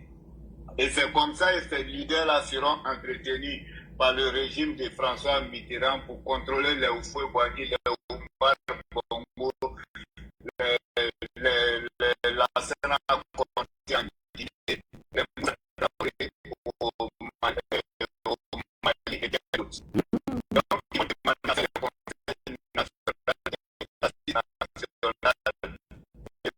le Bénin sera président de la même qui va réussir à instaurer une véritable démocratie qui permet aujourd'hui au Bénin de souffler un peu. Mais dans tous les autres pays, certains pays vont réussir les assises nationales et malheureusement pour ces pays-là, le multipartisme sera un échec parce que c'est l'idée d'opinion que Mitterrand va faire que les socialistes vont revenir dans les pays respectifs et ils vont faire pour revenir à la Côte d'Ivoire principalement. Laurent Gbagbo, qui a déjà compris comment le système fonctionne en France, va venir en Côte d'Ivoire. Et les socialistes, quand tu dis les socialistes, en France, tu veux parler des travailleurs, la classe ouvrière. Et donc, la Côte d'Ivoire qui n'a pas assez d'entreprises privées en Côte d'Ivoire à l'époque, Laurent Gbagbo va venir en Côte d'Ivoire et comme il a pris l'esprit de la demi-socialiste, il va venir se servir et des fonctionnaires comme les travailleurs de la classe ouvrière en Côte d'Ivoire et c'est comme ça qu'ils vont créer des syndicats au sein des travailleurs alors qu'en réalité tous ces travailleurs de la Côte d'Ivoire sont en majorité des fonctionnaires. Et quand il va réussir cette manipulation au sein de en Côte d'Ivoire, il va aller maintenant s'appuyer maintenant sur la classe estudiantine en Côte d'Ivoire et ce fléau-là va prendre toute l'Afrique de l'Ouest. Et c'est les étudiants qui vont faire cette grande manifestation au Mali pour faire tomber Moussa Traoré en 1990 qui va aboutir par un coup d'État. Wow. Sauf qu'en Côte d'Ivoire, Houphouët-Boigny va faire appel à Alassane Ouattara en 1990 pour pouvoir venir l'aider dans le contrôle et la gestion étatique du pays. Et Alassane Ouattara, qui a une vision éclairée de la gestion étatique, qui a une connaissance réelle du fonctionnement du monde occidental, va réussir à contenir la manipulation de Laurent Gbagbo au sein de la classe estudiantine et de la classe fonctionnaire, parce qu'on ne peut pas parler de la classe ouvrière en Côte d'Ivoire à cette époque. On va parler des fonctionnaires, c'est-à-dire les syndicats. C'est pourquoi vous allez voir les syndicats en Côte d'Ivoire, notamment Dignité et bien d'autres syndicats qu'ils vont mettre en place pour pouvoir véritablement forcer la main à Houphouët-Boigny. Et qu'est-ce que Laurent Gbagbo va faire? Il va entretenir ces étudiants-là par les revendications des rues. Et ces revendications qu'il va entretenir avec les étudiants, c'est cette revendication de ces étudiants-là qui va aboutir par la suite aux violences dans le système politique de la Côte d'Ivoire. Voilà comment la violence va s'ingérer dans la vie politique ivoirienne. À partir des revendications des étudiants au niveau des campus universitaires en Côte d'Ivoire, Laurent Gbagbo va élargir ses revendications estudiantines en dehors du cadre universitaire jusqu'à dans les collèges et manipuler les enfants, et ça va rentrer au sein des populations civiles parce que Laurent Gbagbo va se servir de ces populations, notamment en leur faisant croire qu'il va revaloriser le prix du cacao et du café qui étaient nos principaux produits d'exportation. Voilà comment il va réussir à manipuler les cultivateurs et les planteurs, les producteurs de café et de cacao. Alors qu'en réalité, il ne pouvait pas. Et c'est là qu'il va faire sortir le thème « On nous a trop volé ». Et ainsi, toute la nation ivoirienne va prendre et accompagner avec chant « Vous pouvez voler ». Et par des violences et des violences, Laurent Gbagbo va vouloir forcément se faire entendre. Et il va même aller aux élections en 1990 face à Houphouët-Boigny après avoir trahi ses compagnons de lutte, notamment Francis Baudier et bien d'autres qu'il va trahir. Et lui seul, il va aller aux élections avec Houphouët-Boigny parce qu'il avait cette envie de se faire mieux connaître sur la scène politique en Côte d'Ivoire. En 1993, parce que Alassane Ouattara va réussir à contenir Houphouët-Boigny dans cette à contenir Laurent Gbagbo dans cette velléité de violence, ce qui va amener l'arrestation de Laurent Gbagbo et son épouse Simone et Yves Gbagbo dans cette période-là, et ils vont aller faire quelques mois en prison et par la suite ils seront libérés à la demande d'Houphouët-Boigny.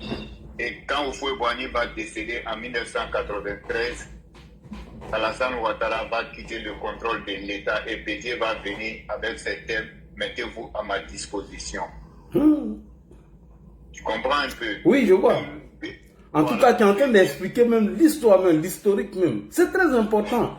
Et on doit organiser ces genres de panels afin de sensibiliser nos frères. Vas-y dans ton élan, excuse-moi. Vraiment. Et Bédié va venir à la tête du pouvoir, mais Bédié qui n'a pas une certaine carrure à pouvoir s'imposer vis-à-vis de Laurent Gbagbo, parce que l'échec de Bédié va venir à partir de son premier discours, dans lequel notamment il va demander aux Ivoiriens de se mettre à sa disposition.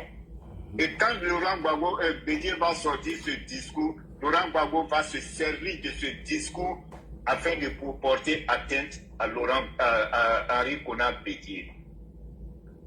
Et bien évidemment, Henri Konan Bédié, qui n'arrive pas à contrôler le PDCI à cette époque, il va avoir des dissensions au sein du PDCI, tel que vous le constatez aujourd'hui dans le même schéma avec le PDCI de Tidiane Thiam. Ouais. Donc, certains dignitaires du PDCI d'alors, parce qu'Alassane Ouattara va partir, Laurent Gbagbo va faire des manipulations au sein du PDCI et remonter une bonne partie Alassane Ouattara, mais un certain nombre de dignitaires du PDCI vont estimer que non, nous sommes de la même famille et que Alassane Ouattara ne devrait pas partir de cette manière. Certains même vont tenter des médiations, mais Alassane Ouattara va venir au FMI. Ainsi, Bédié va prendre le directeur de cabinet d'Alassane Ouattara, qui était qui va devenir à la suite son premier ministre, notamment l'ancien vice-président, comment il s'appelle là, Kablan Tenkan va devenir le premier ministre d'Henri Konan Bédié, puisque c'était le directeur de cabinet d'Alassane Ouattara quand il était premier ministre. Donc Bédié estime que ce dernier connaît le réseau financier et les trucs de la Côte d'Ivoire. Il va nommer Kablan Tenkan comme son premier ministre. Tu comprends? Et Laurent Gbagbo va continuer à manipuler les étudiants et la classe, les fonctionnaires de la République et les planteurs à sa cause. Maintenant, Alassane Ouattara, le PDCI qui va rentrer dans une crise, et certains dignitaires du PDCI vont sortir du PDCI, notamment les Djedi Kobena, qui vont aller avec les Guédé Guina, qui vont aller par la suite créer le RDR qui va devenir, dont Djedi Kobena sera à la tête. Et quand le RDR sera créé, Henri Konan Bédié maintenant va venir avec l'identité qu'il va appeler, qu'il va se servir maintenant comme moyens politiques pour pouvoir écarter les Jenny Kobena, et c'est à partir de ce moment-là qu'il va dire que Jenny Kobena n'est pas ivoirien, que c'est un gagnant, et la crise identitaire même profonde va naître à partir de ce moment-là. Donc les étapes sont longues. Oui. On ne va pas rentrer dans tous les développements, mais oui, mais c'est bien même l'historique même. Tu vois, les gens me disent d'enregistrer. Pour pouvoir évoluer. Et comme ça, Henri Konan Bédié va se servir de l'identité, de la culture identitaire qu'il va appeler l'ivoirité, pour pouvoir assouvir à ses besoins, parce que pour lui, c'était la seule façon d'écarter Jenny Kobena aux élections présidentielles, voire même à être à la tête d'un parti politique. Malheureusement, Jenny Kobena va mourir décédé. Les Lamine Diabaté vont rester sur place avec les Ben Soumaoro par la suite qui va nous abandonner en cours de chemin, et ils vont réussir à implanter le RDR dans le nord, et ils vont faire appel à Alassane Ouattara pour pouvoir devenir le président du RDR, et ce parti-là va devenir un parti très fort. Et le président Henri Konan Bédié, voyant les relations internationales qu'avait le président Alassane Ouattara à l'époque, parce que Houphouët-Boigny l'avait déjà prédit, il dit: je lui fais confiance, vous lui ferez confiance, parce que non seulement pour ses connaissances dans les réseaux financiers, mais pour ses relations excellentes avec le reste du monde. Donc Bédié sait ça. Il se rappelle de ce discours d'Houphouët-Boigny. Mais il faut tout faire. La vie a eu raison de Jenny Kobena. Alassane Ouattara a accepté l'appel de ses frères pour se porter à la tête du RDR. Qu'est-ce qu'il faut faire? Il faut passer par tous les moyens maintenant pour écarter Alassane Ouattara. Et Gbagbo va trouver cette vision-là comme une aubaine. Parce que là, il va avoir un véritable, un véritable adversaire à Henri Konan Bédié. Non seulement qui est issu du PDCI, donc qu'est-ce qu'il s'est dit? Il faut se servir du RDR pour pouvoir porter atteinte au PDCI. Parce que le RDR est un démembrement du PDCI. Voilà comment le président Gbagbo va créer le Front républicain avec le RDR et continuer cette lutte-là. Et par la suite, il va trahir le RDR et le Front républicain et aller aux élections avec Guy Robert. Et il a même dit que le palabre des enfants d'Oufoué l'a servi. C'est ce qui a... Bien évidemment. Et maintenant, Bédié, par la suite, il n'aura pas autre objectif que d'écarter coûte et coûte Alassane Ouattara pour les élections de 1995. Il va modifier le code électoral et enfin, où il va le mettre dans un article pour dire qu'il faut avoir résidé 5 ou 10 ans sur le sol ivoirien, ce code qui était véritablement caduc et non fondé. Alassane Ouattara, qui n'est pas un homme de violence, va accéder à cette volonté manifeste dans la mesure où la loi l'égate et va se soumettre au verdict de la loi du code électoral d'alors.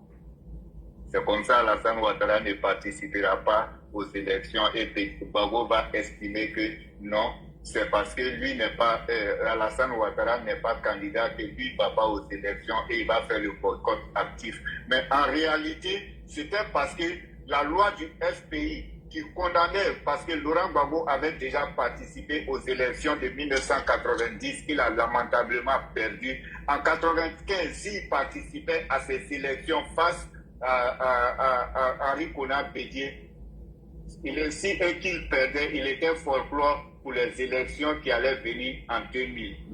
En 95, c'est ça, non? Oui, 95, il a boycotté, il a fait exprès parce qu'il ne pouvait pas donner Bédié.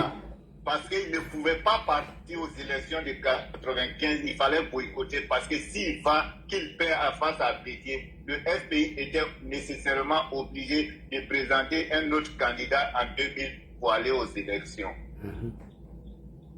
Donc Laurent Gbagbo avait ce plan-là, il savait ça, donc il a préféré ne pas aller aux élections et ainsi il a commencé à continuer à manipuler les étudiants qui vont instaurer la violence au sein des campus universitaires et ainsi de suite. La violence va devenir une arme forte dans la politique ivoirienne et ainsi nous sommes confrontés à cette politique jusqu'à on va rentrer dans le coup d'État en 1999 avec Guy Robert, lui aussi qui au début de ce coup d'État va sembler être vraiment favorable pour l'installation et l'installation d'une belle démocratie parce qu'on avait eu Toumani Touré au Mali qui avait fait une belle transition et qui a réussi, qui a cédé le pouvoir. On avait eu Mathieu Kérékou au Bénin qui avait réussi sa transition et qui a cédé le pouvoir aux civils. On avait eu Jenny Rawlings qui avait réussi sa transition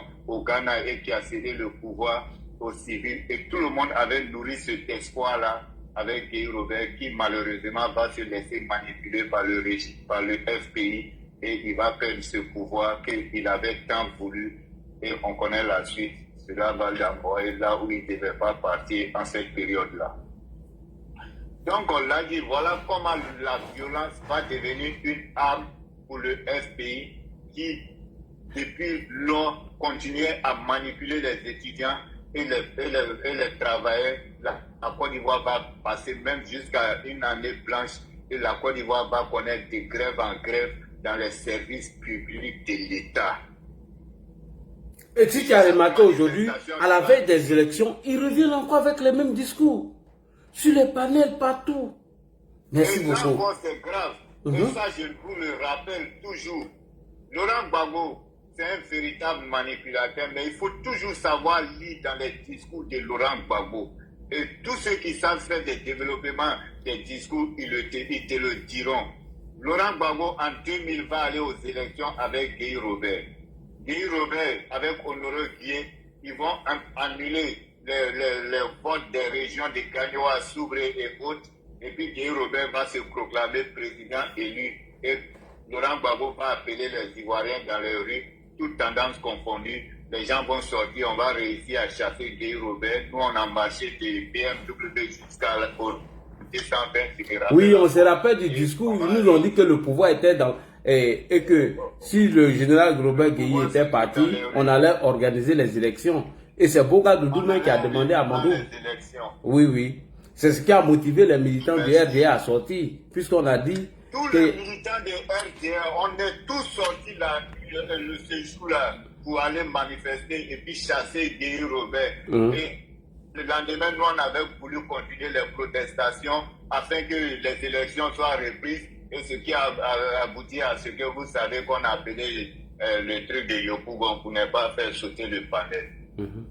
Donc voilà un peu l'historique de la violence dans notre quotidien, dans notre vie politique. Et il va se servir des jeunes étudiants, notamment les Soro Guillaume, les Blé Goudé et bien d'autres, le Damana Picasse. Et c'est cette violence-là qui est devenue aujourd'hui pour eux comme une identité culturelle dans le PPACI et dans le FPI. La violence est devenue leur identité culturelle.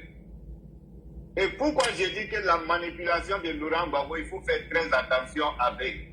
En 2021, quand Laurent Gbagbo va quitter à La Haye, il va venir appeler ses partisans à Port-Boué ou bien je ne sais, à Dabou, je ne sais où. Il va dire aux populations, je crois que c'était à Lakota, il va dire aux populations que lui n'a pas perdu les élections de 2010. Et que en 2000, c'est lui qui avait gagné parce que le président, le général Gueye Robert, écoute très bien, le général Robert Gueye, il a fait supprimer le vote des populations des Gagnoa, des Daloa, des Soubré, des Issia. Mais Laurent Gbagbo pouvait s'arrêter seulement qu'en citant les régions. Mais quelle est la manipulation qu'il va mettre dedans? Il va lancer un appel aux populations de ces localités-là. Il va dire, il va dire enfin, tout le monde, tous ceux qui font la littérature savent à quel moment on emploie le mot enfin. Enfin, pour finir, je vais vous dire que c'est la région pétée qu'il va supprimer le vote de la région pétée. Et Laurent Gbagbo va s'arrêter là. Mais Laurent Gbagbo ne dit pas aux autres, à ceux qui l'écoutent que non, effectivement, en 2010 aussi, la même scène s'est passée et moi aussi, j'ai supprimé le vote de Kouaké. de faire que d'Odjéné, ou même dire que la région du Nord, il ne le précise pas pour que les gens comprennent réellement qu'est-ce qui s'est passé en 2010. Mais il rappelle aux gens que Gueye a supprimé les votes des PT en 2000. Voilà la manipulation, l'appel qu'il lance à ses compatriotes. Oui, il y a une motion de commando invisible. Est-ce que on prend la motion? Oui, il n'y a pas de problème. Alors, on y va. Commando invisible. Vous voyez, c'est ce genre de débat-là il faut faire. Le frère vient de faire d'historique même. Et il y a commando invisible qui prend une motion. Et cette vidéo est enregistrée sur YouTube et Facebook. Et c'est très important pour nos panélistes. Parce que on va vous laisser sur les panels comme ça. Hein, et on va vous poser des questions. Vous allez partir faire les débats. Vous avez vu aujourd'hui, moi je suis monté sur le panel de Annie Tchélé. Il n'y a pas besoin de montrer les discours. Sauf si on m'avait demandé des preuves, je pourrais sortir ces preuves. Allons-y, commandant invisible pour la motion. Oui, en termes de motion, oui. J'avais un petit additif à apporter au propos du frère Abou. D'accord. Bon, comme j'ai vu qu'il y a beaucoup de personnes sur le panel. Non, vas-y. C'est pas le nombre de personnes qui compte, c'est la qualité du débat qui est important ici. Parce qu'on est suivi sur les trois panels. Merci. Je voulais laisser les autres s'exprimer, mais je vois qu'il y a possibilité de rajouter à ce que le frère Abou dit, qui n'est pas faux du tout. Et effectivement, comme il a assez bien dit, j'aimerais aussi, donc, pour revenir dans le thème que tu as abordé, si la Côte d'Ivoire était prête à accueillir le multipartisme. Oui, la Côte d'Ivoire était prête à accueillir le multipartisme, je le dis, s'il n'y avait pas eu Gbagbo Laurent. S'il n'y avait pas eu Gbagbo Laurent, s'il n'avait pas eu Bédié, oui, la Côte d'Ivoire était prête à accueillir le multipartisme. Parce que quand on fait un bond en arrière, il y a des faits qui nous reviennent comme des flashs qui reviennent à l'esprit. Et en ce moment, on en vient à la conclusion que Bédié perd son âme, mais Gbagbo qui est encore en vie, on fait beaucoup de mal à la Côte d'Ivoire. Et lorsque sur les panels aujourd'hui, on entend leurs militants essayer de réduire la Côte d'Ivoire aux événements du 19 septembre, c'est dire qu'il y a une méconnaissance de l'histoire de la Côte d'Ivoire. Bédié nourrissait un tel complexe. Et c'est ce complexe-là qui l'a mené à créer l'ivoirité. Parce que déjà, dans les années 66, Bédié a acheté son doctorat sur Houphouët-Boigny. Il était alors ministre de l'économie et des finances en 66 jusqu'en 77. Et son doctorat en sciences économiques, il l'a acheté en 69. Et lorsque le scandale de ce doctorat acheté a éclaté, Houphouët-Boigny a été déchu et Houphouët-Boigny a mis Bédié à l'écart. Bédié, dans le livre de Jacques Bollin, cette histoire est bien relatée pour ceux qui veulent savoir. Jacques Bollin, c'est l'ancien conseiller du président du DG, Amani Diori, de 65 à 74. Il explique bien cette histoire du doctorat acheté de Bédié en 69. Et le titre de l'œuvre, c'est la suggestion de Houphouët-Boigny. Et pour cela, Bédié, pour ce doctorat, il va corrompre le juge à qui il va verser un montant de 2 millions, anciens francs bien sûr, pour pouvoir obtenir son diplôme d'État. Mais pourquoi Bédié le fait? Bédié le fait parce que Bédié nourrit déjà un complexe vis-à-vis de Mohamed Diawara, qui à l'époque ministre du plan de Houphouët-Boigny. Et Bédié veut se positionner pour l'après Houphouët. Donc, en achetant son diplôme d'État, son doctorat en sciences économiques, il devient alors parmi les successeurs d'Houphouët le plus diplômé. Et c'est ce complexe-là que le même Bédié, il va nourrir encore envers Alassane. Quand Alassane vient à la primature, Bédié a un complexe. Regardez les photos d'Houphouët-Boigny. Vous verrez, Houphouët était assis, Alassane à ta droite, et après Alassane, il y a Bédié. Même encore, il y a eu une image qui m'a frappé où Oufoué se trouve à une inauguration. Il tient le ruban avec Alassane. Derrière Alassane, il y a Léon Kounan Kofi. Et derrière Oufoué, pardon, il y a Léon Kounan Kofi. Et derrière Alassane, il y a Bédié. Mais toutes ces images, vous voyez le regard de Bédié, qui n'est jamais souriant. Bédié, il déteste Alassane parce qu'il a un complexe d'infériorité. Et lorsque le scandale de complexe sucrier va intervenir, Oufoué donc va demander à son ami de Jacques McNamara de le prendre à la Banque mondiale. McNamara, qui va récupérer Bédié à la Banque mondiale, va le surnommer en anglais le lazy boy, autrement dit le paresseux. Pour dire quoi? Pour dire que Bédié n'avait pas les compétences pour diriger la Côte d'Ivoire. Il avait un complexe vis-à-vis du Premier ministre. Le même complexe qu'il a nourri autrefois envers Mohamed Diawara. Donc, pour ne pas que le Premier ministre lui fasse ombrage, il va mettre en place maintenant l'ivoirité. L'ivoirité qui vise à écarter Alassane de la course à la présidentielle. Est-ce que vous savez que lorsque Alassane fait la déclaration le 7 décembre 1993, officiellement, pour annoncer la mort de Houphouët-Boigny, Bédié donne des consignes afin que Alassane ne vienne pas s'incliner sur la dépouille de Houphouët-Boigny. Et si vous avez bien suivi le protocole pour ceux de ma génération, Alassane profite du passage des ambassadeurs pour intervenir, pour aller s'incliner devant la dépouille mortelle de Houphouët. Et si vous regardez encore, pour ceux qui ont la mémoire, cette image-là, elle marque, parce que Bédié est pris de panique, il va se lever de son siège. Ce qui n'est pas prévu au protocole. Parce qu'il avait donné des consignes fermes, il avait donné des consignes pour qu'on empêche le Premier ministre de venir s'incliner sur la dépouille de Houphouët. Toutes les restrictions sont passées. C'est quand les ambassadeurs passaient qu'Alassane a profité pour entrer, pour justement s'incliner sur la dépouille du mortel de Houphouët. C'est ce complexe-là qui a vu la vie d'Alassane qui a fait que jusqu'à aujourd'hui, même avant son départ, avant son décès, il allait se rallier encore à Gbagbo. Il allait s'allier encore à Gbagbo. Il a invité, avant Gbagbo, il a invité Soro à Daoukoro pour aller danser avec Soro, fumer le cigare, boire le champagne, présenter Soro comme son fils. Et après maintenant, qu'est-ce qu'il a fait? Il a reçu Gbagbo, avec qui il a fait la paix. Ce complexe vis-à-vis d'Alassane ne l'a jamais quitté jusqu'à sa mort. Et ce problème dans lequel on est aujourd'hui, c'est l'héritage que Bédié a laissé dans la tête des gens du PDCI et dans la tête d'une partie des Ivoiriens, notamment ceux du PPACI. En quittant le RHDP, il a encore creusé le fossé. Il n'a pas su partir par la grande porte.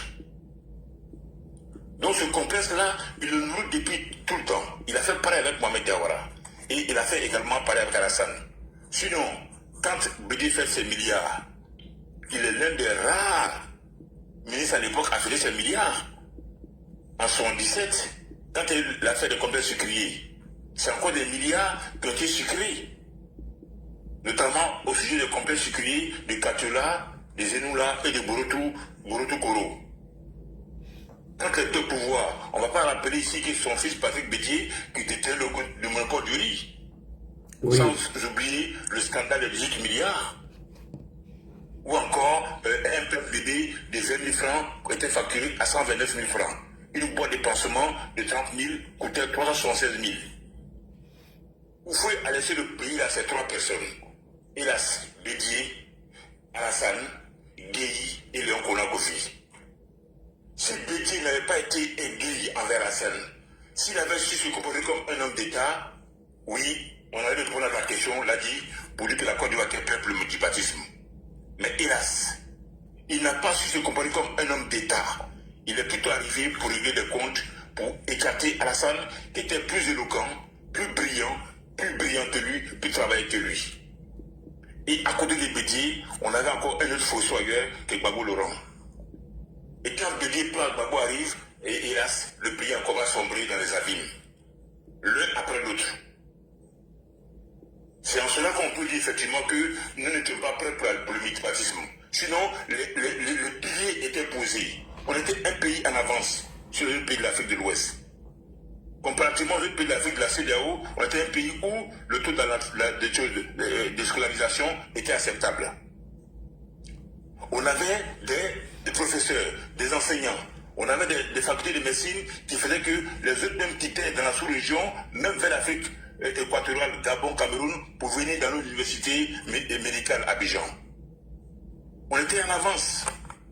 Donc, économiquement, on avait les piliers pour passer d'une situation de parti unique à une partie de multipartisme.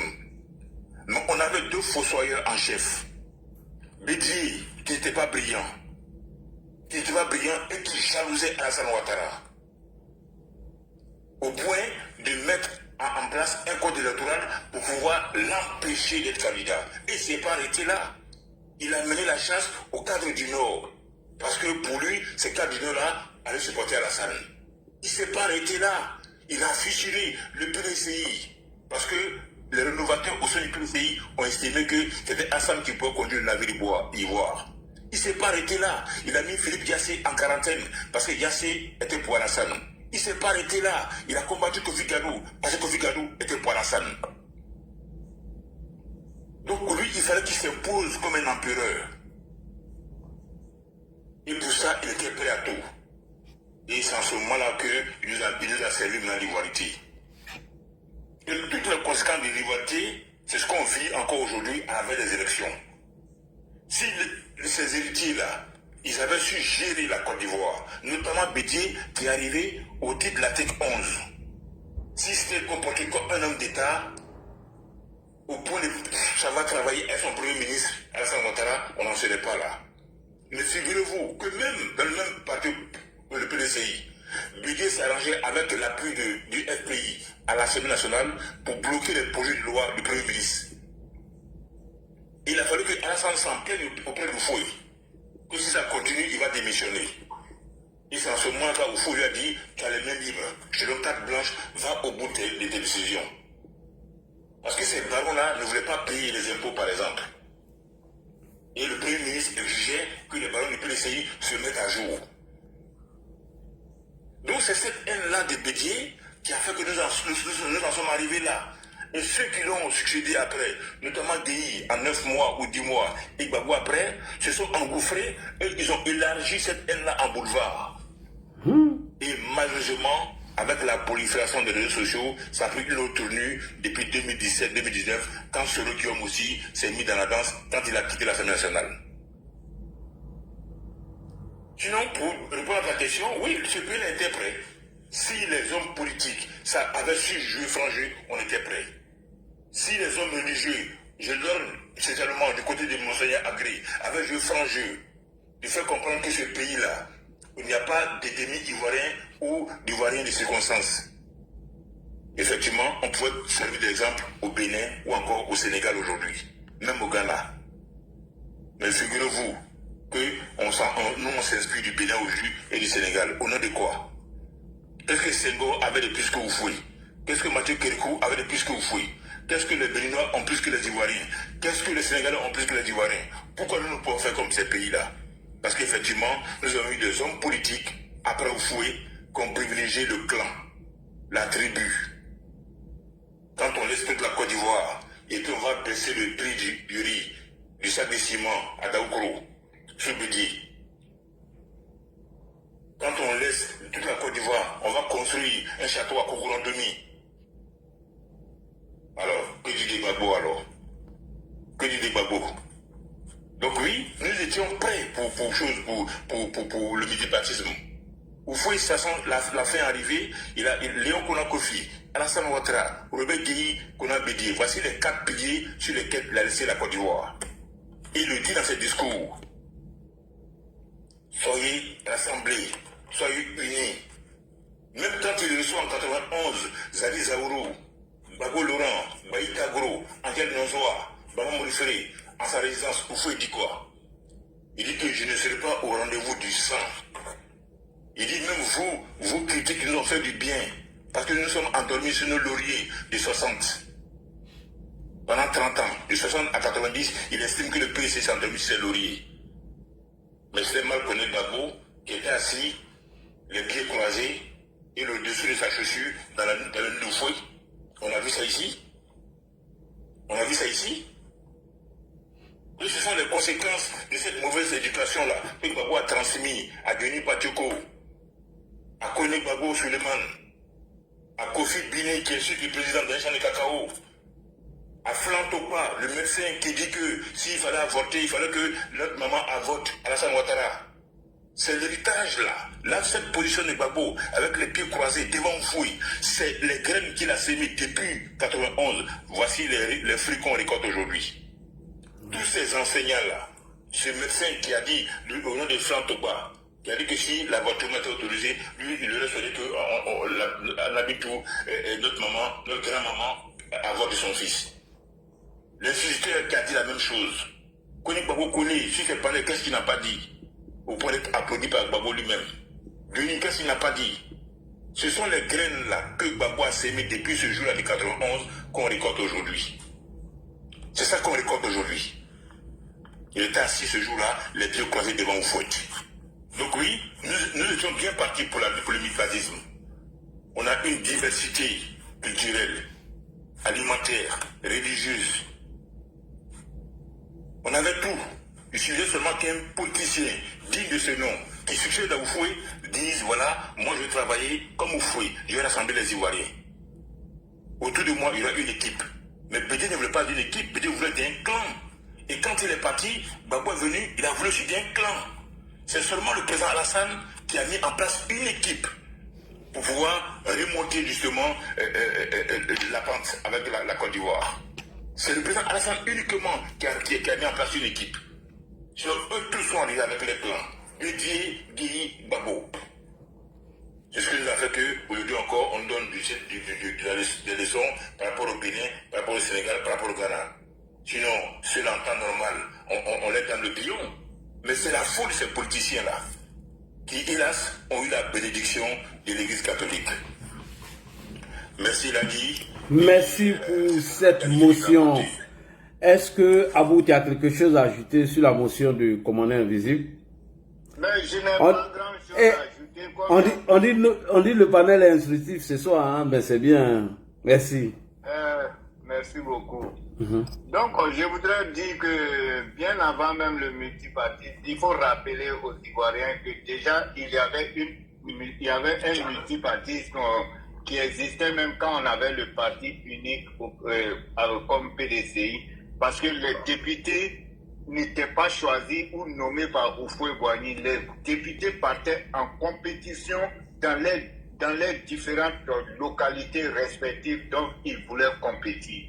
Et ces élections se faisaient au même titre comme de façon on le fait aujourd'hui, et même les élections municipales se faisaient dans les mêmes conditions.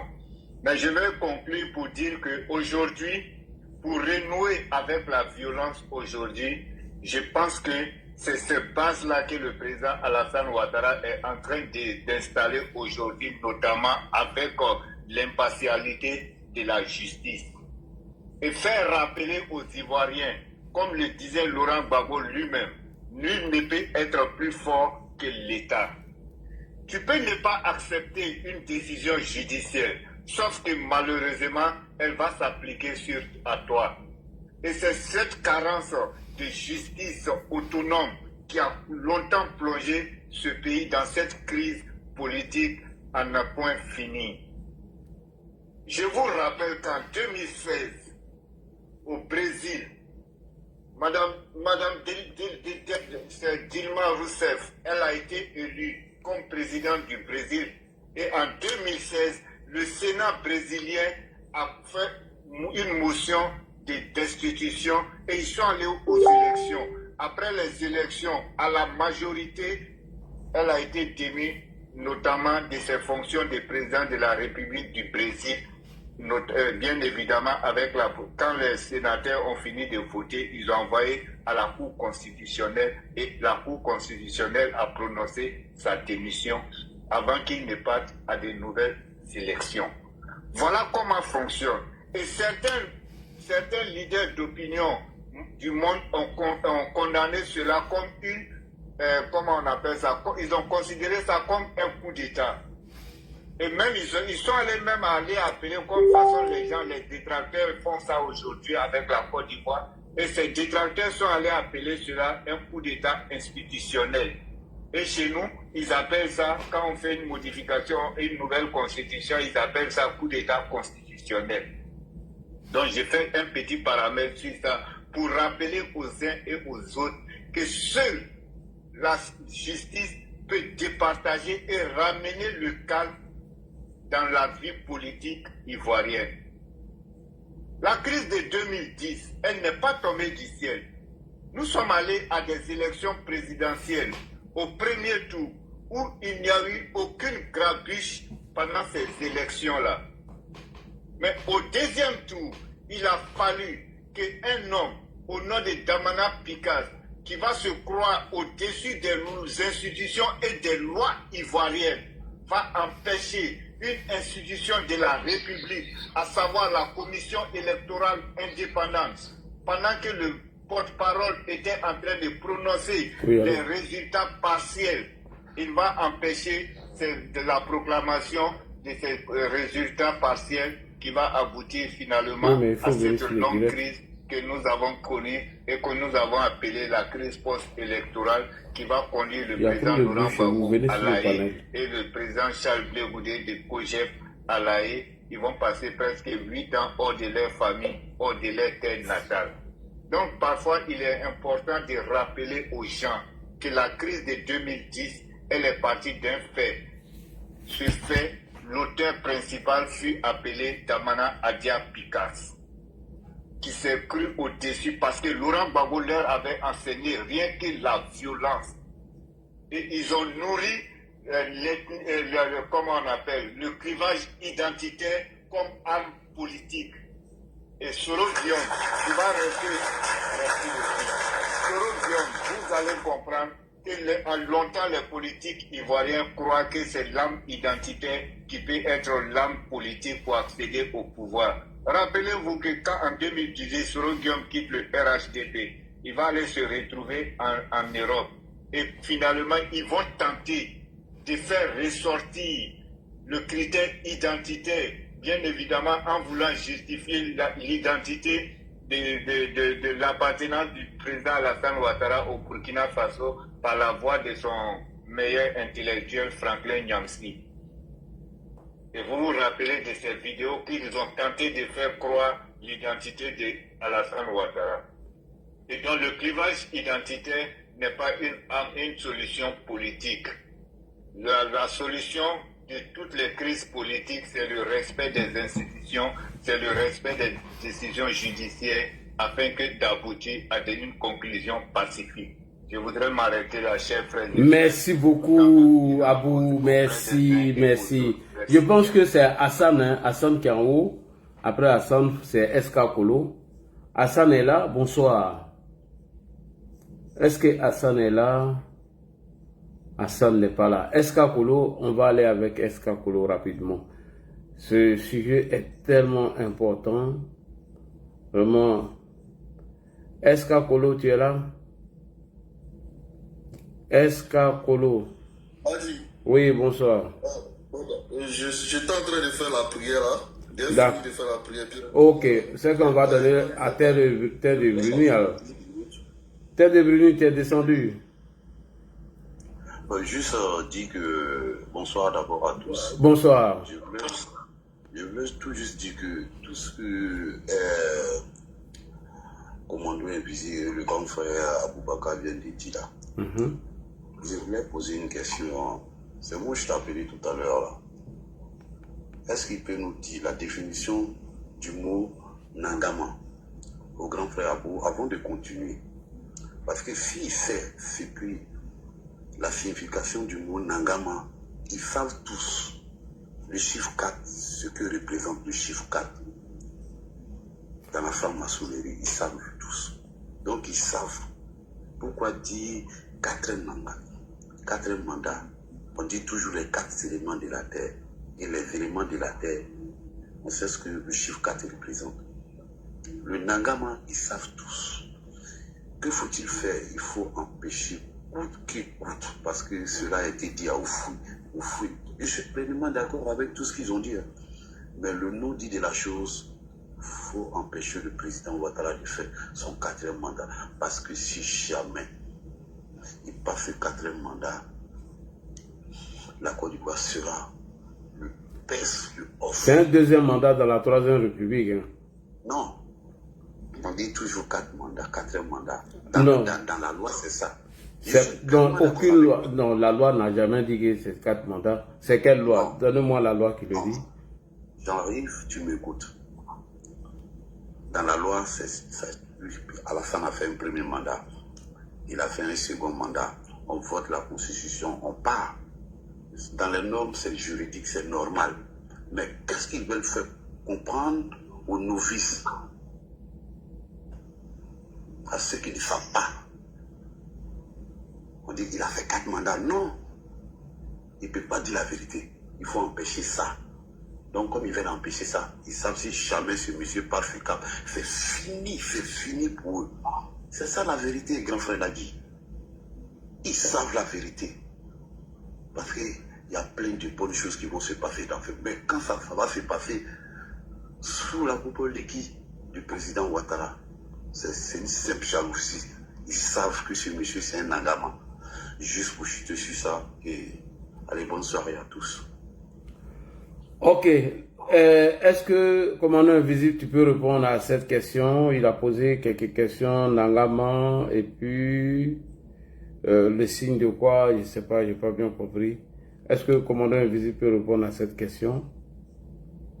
Bon, la réponse, elle est la signification de celui qui est prédestiné pour quelque chose. Celui qui est venu pour quelque chose. Autrement dit, Alassane Ouattara est venu pour diriger la Côte d'Ivoire. Il fut une époque où nous avons comparé l'arrivée d'Alassane Ouattara à un illustre fils de Dieu, mais une époque qui remonte des temps anciens. Voyez-vous, on a parlé des pharaons à l'époque. Il fut une période où Pharaon tout-puissant, roi d'Égypte, donnait la mort à tous les enfants des sexes masculins. Pharaon était féroce. Et un jour, dans une corbeille, un nouveau-né jeté sur l'eau, cette eau qui arrive jusqu'au palais de Pharaon, ce nouveau-né-là, dans cette corbeille arrive donc au palais de Pharaon. Et la corbeille est récupérée par le serviteur de Pharaon. On l'ouvre et à l'intérieur, on découvre un nouveau-né, mais de sexe masculin. Ce nouveau-né sera adopté par la femme de Pharaon. Par la suite, il sera adopté par Pharaon lui-même. Celui qu'on va appeler Moïse. À la fin, Moïse sera jalousé par le fils originel, par le fils de Pharaon, son demi-frère. Jusqu'à ce que Moïse décide de conduire son peuple vers la terre promise. Si on calque cette histoire biblique à la Côte d'Ivoire, ou cette histoire religieuse à la Côte d'Ivoire, au feu Boigny, on va lui attribuer les apparats de Pharaon. Parce que Feu Boigny, c'était au Feu Boigny. Il fait une période où il crachait le feu pour lui prendre Bago pendant son meeting à Gossa de Gagnon avec Kabola.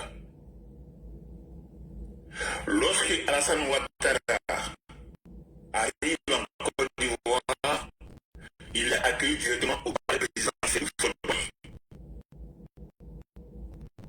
Le commandement Alassane arrive au palais de Côte d'Ivoire.